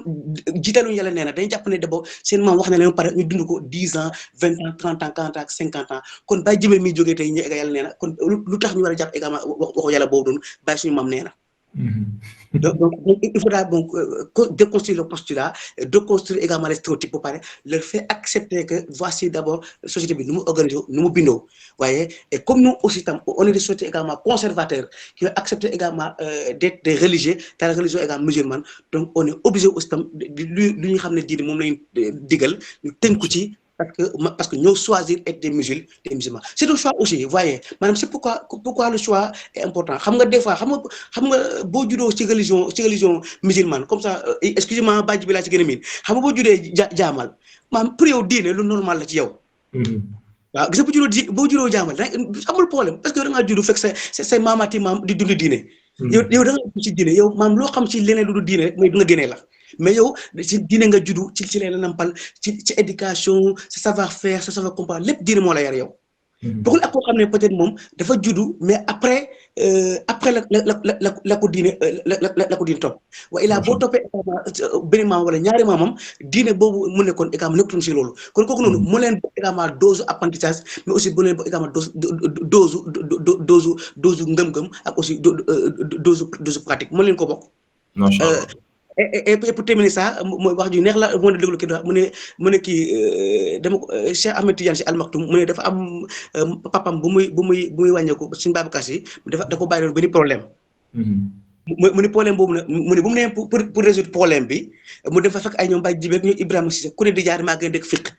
léeg na ñoom problème bi lu mu réy rek xam nga lan la woon mu ne jàkka ji bi ñu koy tabax maçon bi dafa mooy xibla gi mu ne sëñ Cheikh bu mu demee mu ne au lieu mu topp gars yi ci fiq bi mu topp leen également ci logique mu ne bâtiment bi ay nit ñoo ko tabax léegi xibla bi mu ngi nii kon nit ñi am xel nañ orienté wu jàkkaarloo xibla julli buñ paree dem ci leneen mu jeex salaamaaleykum wa rahmatullah macha allah ok jërëjëf Mouhamadoul Fari laaj bi xaw ma réponse bi leer na macha allah Sey Basir am na benn laaj buñ fàtte woon mooy soxna Jaara foog naa moo ko doon laaj mu ne ki nga xamante ne tey goroom dafa doon génnewaale asaka muurum koor te moom mu nekk di liggéey même bu tey goroom daf koy génnewaale est-ce que moom mën naa génneel boppam en plus di ko goroom jot a génneel. asalaamaaleykum wa rahmatullah. waaleykum salaam wa rahmatullah. ñu ngi nuyu ñëpp di ziar ñëpp. ngay fay macha allah. di jiital si nuyu bi Baye Djibril Cissé. di ñaanal ñu doon def conférence muy Babacar ak meneen mbokk moom maa ngi fàttali tur bi. Mouhamadoul Fari Ndaw. Mouhamadoul Fari Ndaw yàlla yokk leen xam-xam te defal leen barke may leen gën leen dëgëral. mu mel ni soxna Sool dafa laaj comme ni nga ko waxee sànq rek moom day liggéey. ndax buñ ko génneelee azakaay fitre dina doy wala du doy. waaw mu ne day liggéey te goroom mooy faral di génne asaka muurum koor ci kër gi est-ce que moom mën naa génneel tamit boppam en plus la goroom di def. léegi moom en tant que jigéen moom. asakaay fitre moom dañuy wax ne nit ki képp koo xam ne dundal ko yow la war. yow yaa ko war a génneel. moom jigéen nag bu dee dafay sëy. ak nu amam mënta toll dundal ko borom këram la war. moo tax moom borom këram moo ko war a génneel. même yow mi nekk ci kër gi sax te am loo ko génnee yow la war mais buñ la ko génneelee day doy mu ngi mel ni comme waaju laaj sànq dama xamul comme moom nee na dafa nekk biti réew te day faral di woote fii ñi koy génneel ak kii effectivement boobu question boobu tamit dafa mel ni ñëwuñu si Bachir Babacar ñëwoon na ci sànq ah ok waaw Babacar ñëwoon na ci mais mën nga ko yokkaat tamit lu ma si bëggoon kii rek mooy kii boobu comme bu fekkee Bachir mën nga gën a yaatal rek Bachir mu nga gën a yaatal jàppale ñu tamit incha allah non boobu comme bu fekkee seen kër dañuy am aada azaka mudu koor bu jotee rek borom kër gi mooy teg saako ceebam rek nattal ñëpp génneel leen kon yow boo fi nekkut soxlawut sax ngay woote di laajte ndax génneel nañ ko jàppal ne génnee nañ ko rek dina doy wala yow yaay koo xam ne bi ngay dem bàyyi nga fi alal ne bu azaka mudu koor jeex jotee nañ ma ko si génneel kooku tamit buñ ko génnee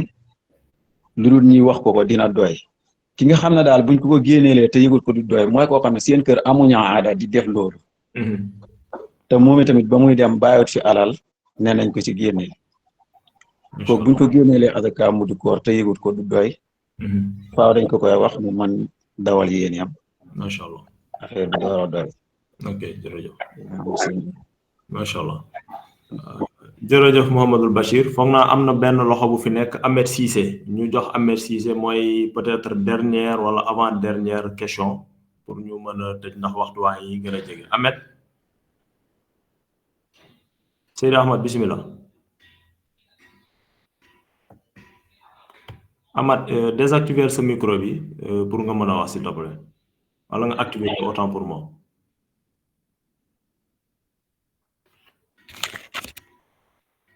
Ahmed Cissé Ahmed activer sa micro bi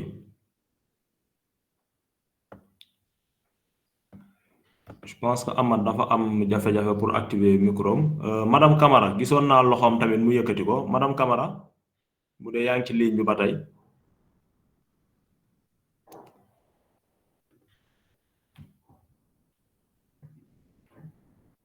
ok kon ma delloowaat kàddu gi Babacar Cissé ndax gis naa loxoom Babacar bismillah salaamaaleykum waaleykum salaam wa rahmatullah oustaz waaw ñu ngi nuyu ñu nekk si panel bi yëpp ñu ngi lay fay macha allah di jiital si nuyu Baye Jibel wàcc si conférencier yàlla wax dëgg yàlla conférence bi leer trop waxtaan bi leer na jëru nañ ci bu baax a baax incha allah di leen ñaanal yàlla yokk seen taxawaay amiin barkeel ko amiin macha allah dafa am ñaari question rek xam naa benn bi dañ ko fàtte mooy ndaw si laajoon ne ki nga ndax zakatul fitr yi mën ngaa leb nga joxe ko effectivement dañ ko fàtte léegi avant tout l'islam heure bu ñuy sant dara rek da siy jiital ku mën boo soo mënul da koy wàccel li si borom xam-xam yu wax ñenn borom xam li ñu ci wax mooy lépp ko jaru ko boo ko mënul rek bàyyil jarul def ndax buñ leen defar rek defal dara dafay fekk dafa am ndesit bu des pour nga mën a joxe macha allah boo xamee ne am nga loo mën a dundee sa lii nii mën nga cee dund sa njaboot mën na ciy dund koo xamante ni tey dundam yow la war bu amee lu des nga door see mën a joxe zakatul fitri macha allah nag li nga yor nii boo ci dundee man yow mën nga cee dund ak koo xamante ni dundam yow la war day jeex boobaa jarut ngay leb waaye mën nañ la koo jéggal jërëjëf am na ñu ne nag mën ngaa leb su boobaa yool nga ci am na ñu wax loolu nag mais lu ëpp si borom xam-xam mooy jarul leb beneen mooy question bu njëkk Oustaz Babacar leeraloon na ci macha allah da am na tuuti liñ ci leeral nag mooy ki laajoon ne ndax génne asaka mudum koor maanaam yokku ci lu xam te sariya moom la ñuy digal mooy saa ñu def lu ëpp loolu waaw borom xam yu ëpp mooy plus de savant lu ñu wax mooy doon lu ëpp lu la charia digal nee na loolu lu baax la ndax alquran moo ñu wax ne wa man tatawwa xayran allaha shakirun alim boo xamante ni dafa ni joxe loo xamante ni dafa ëpp liñ ko digal loolu da ci am yiw rek macha allah waaye nag si Sénégal ñun fu ñuy sukkandiku mooy ci ngir imam Malik imam Malik moom def ne loolu dañ koo sib mu ne da ngay sukkandiku ci li la charia digal nga yem foofu mu ne boo ci yokkee dara dafay mel sabbal bu ñu lay wax nga def ko kon buñ la waxee boo jullee ba pare nga def kii nii baqeet saalihaat ne la fanweer ak ñett la nga yokk ca fanweer ak ñett yi mu ne day mel ni atte boobu loolu la ñu amoon luñ ci leeral jërë ngeen jëf jërëjëf oustaz Babacar Seydi Bachir leer na nañ kon ñu ngi leen di sant di leen di gërëm foog naa ñoo ngi ci simili yu mujj yi duñ def lu dul jox soxna Maam Jaara Nduur pour mu defal ñu benn tënk xam naa fukki minute lañ ko jagle lool waaye bu ko mënee tënk ci juróomi minute ñu jox soxna Daado mi doon superviser tamit programme bi mooy mu sànni ci kàddu ci ñetti minutes yi des ñu mën a tëj incha allah soxna Maam Jaara bisimilah. asalaamaaleykum mbooloo mi. maa ngi leen di nuyu kenn ku ne ci turam ak santam di leen baalu àq di leen baal àq ñaan yàlla mu nanguñu suñu jaamu yàlla ak suñu koor léegi man Maam Jaara Nduur laa tudd maa ñëw pour fas yéene leena defal synthèse wala tënkal leen liñ fi jot a waxtaanee boobu ba léegi oustaz Babacar mi ñu doon leeral ci azakaay muddum koor nee na azakaay muddum koor dafa nekk azaka boo xam ne dañu koy joxe ci fin wu weeru koor bi xamal nañu tamit ne azaka boobu am na différence ak azakaay maal mooy azaka bi nga xam ne moom la commerçant yi waa di génne wala béykat yi pour laabal seen kii bi wax nañu tamit ne azakaay muddum koor dafa nekk azaka woo benn genre sarax la boo xam ne buñ ko joxee dañuy laabal setal ñu par exemple ay manquement yu ñu amoon ci suñu koor wala ay erreur def ñu koy corriger ginnaaw loolu tamit ñëwoon na ci kan moo war a joxe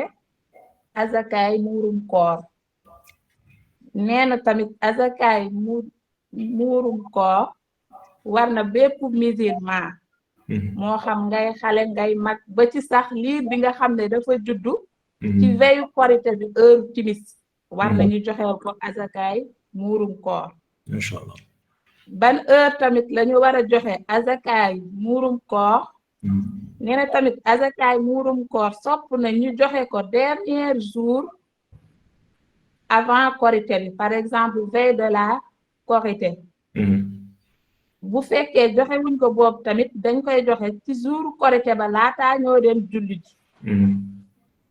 mu ne tamit am na tamit boroom xam-xam yoo xam ne tamit nee nañ c'est possible tamit ñu anticiper ko 2 jours wala benn jour avant korité gi wax na fi tamit wax nañu tamit ne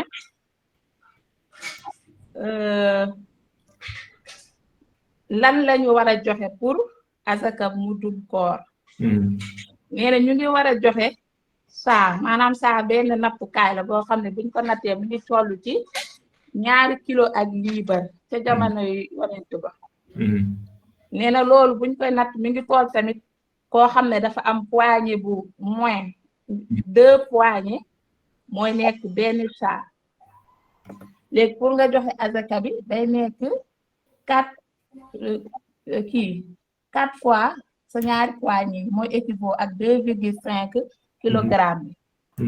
léegi jamono yonent ba nag ñu ngi ko doon def dugub wala mbokk léegi tamit ñu ne léegi tamit am na tamit ñoo xam ne nee nañ azaka ak mudum koor mën nañ koo joxe xaalis bu fekkee ne ki nga koy jox boo xamee ne xaalis bi nourriture bi nga koy jox du ko arrangé mën nga ko koo jox xaalis macha allah wax nañ fi tamit ne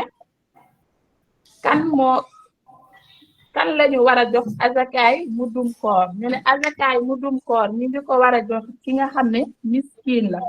maanaam ki nga xam ne ba ko jotul ginnaawam macha allah léegi tamit wax nañ tamit si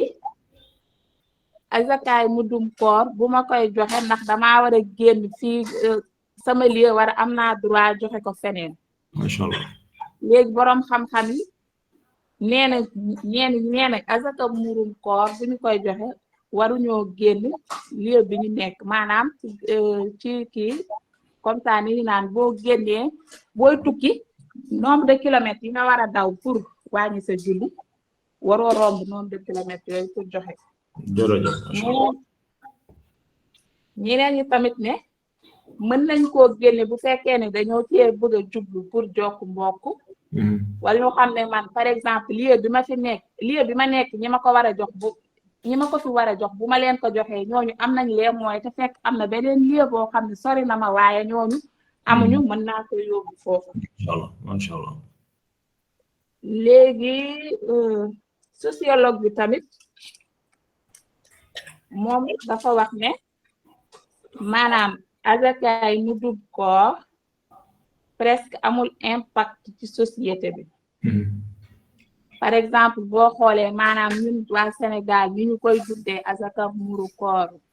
wala ci yeneen pays day différence niroowul maanaam kon day jafe pour ñu ne azakaay mudum koor am na impact ci société day jafe ñu wax ko d'accord jërëjëf mais pour ñu résoudre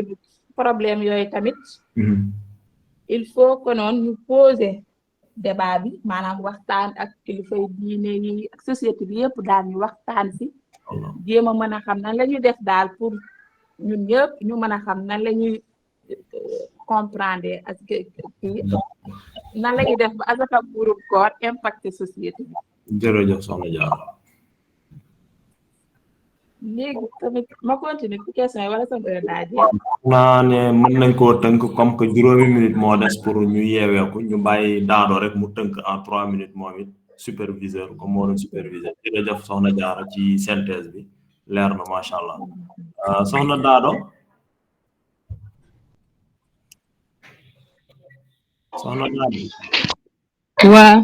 waa bismillah comme yaa doon superviser auzu billahi mina sheytaani rajim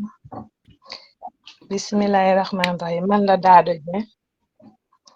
nekkoon superviseur bi instant yi nag waxtu bi dax ñoo xaw a tënk ma bëggoon ay remerciement ci commencé ko ci Baye Jiwel Cissé balay may remercier di jégalu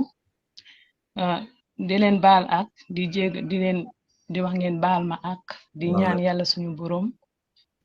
nangul ñu suñu koor nangul ñu suñu ñaan waaw di def samay remerciement di ko commencé ci Baye Jibel Cissé moom mi nga xamante ne moo ñu conduire indi ñu fii di ñaanal daaray le planétaire mu dem ca kaw ca kanam di ñëw ci remerciement ci panéliste 1 bi Babacar Cissé macha allah thème bi abordé nga ko bu baax a baax leer na macha allah ñëw ci Mohamed Fari Ndaw macha allah li nga wax am na solo leer na parce que di ci mujjee fi nga daanelee pour noppi man foofu lay gën a appuyé wu ki nga xam ne dafa juddu ci diine ak ki nga xam ne dafa màgg di topp diine pour nekkaat ci lu mu war a nekkoon bokkuñu ci xol yi niñ koy tibee mais ñëpp daal ku nekk yàlla moom dafa yaatal lépp macha allah ñu góorgóorlu ci affaire gën a avancé inshallah rabbi su paree ci loolu waan ñëw ci modérateur bi Ahmed macha allah def na lépp waaw di wax ne xanaa Abdoulaye Diouf Mané Abdoulaye Mané Diouf au lieu Mohamed c'est Abdoulaye Mané Diouf modérateur di wax ne macha allah man xam naa ñu yal nañu ko fekkee ñu koy def ay ati merci à la prochaine jërëjëf voilà kon foog naa ne mbokk yi lii lañ bëggoon a waxtaanee ak yéen ci bésab tey bi ñu ngi ci dernière simili yi des na 2 heures 2 minutes rek moom moo ci manqué ñu ngi leen di sant di leen di gërëm di remercier Baye Djiwel mi initiateur bi présentateur Babacar Cissé moom mi doon def conférence bi ak Mouhamadou Fari ak mboolem Daara Planétaire ñi nga xamante ni intervenir nañ participants yeeg ñi doon présenté yëpp kon ñu ngi leen di sant di leen di gërëm di leen di ñaanal yandu jàmm ba beneen incha allah rabbi ci Daara marquer des cœurs pour ma mën a mesurer seen satisfaction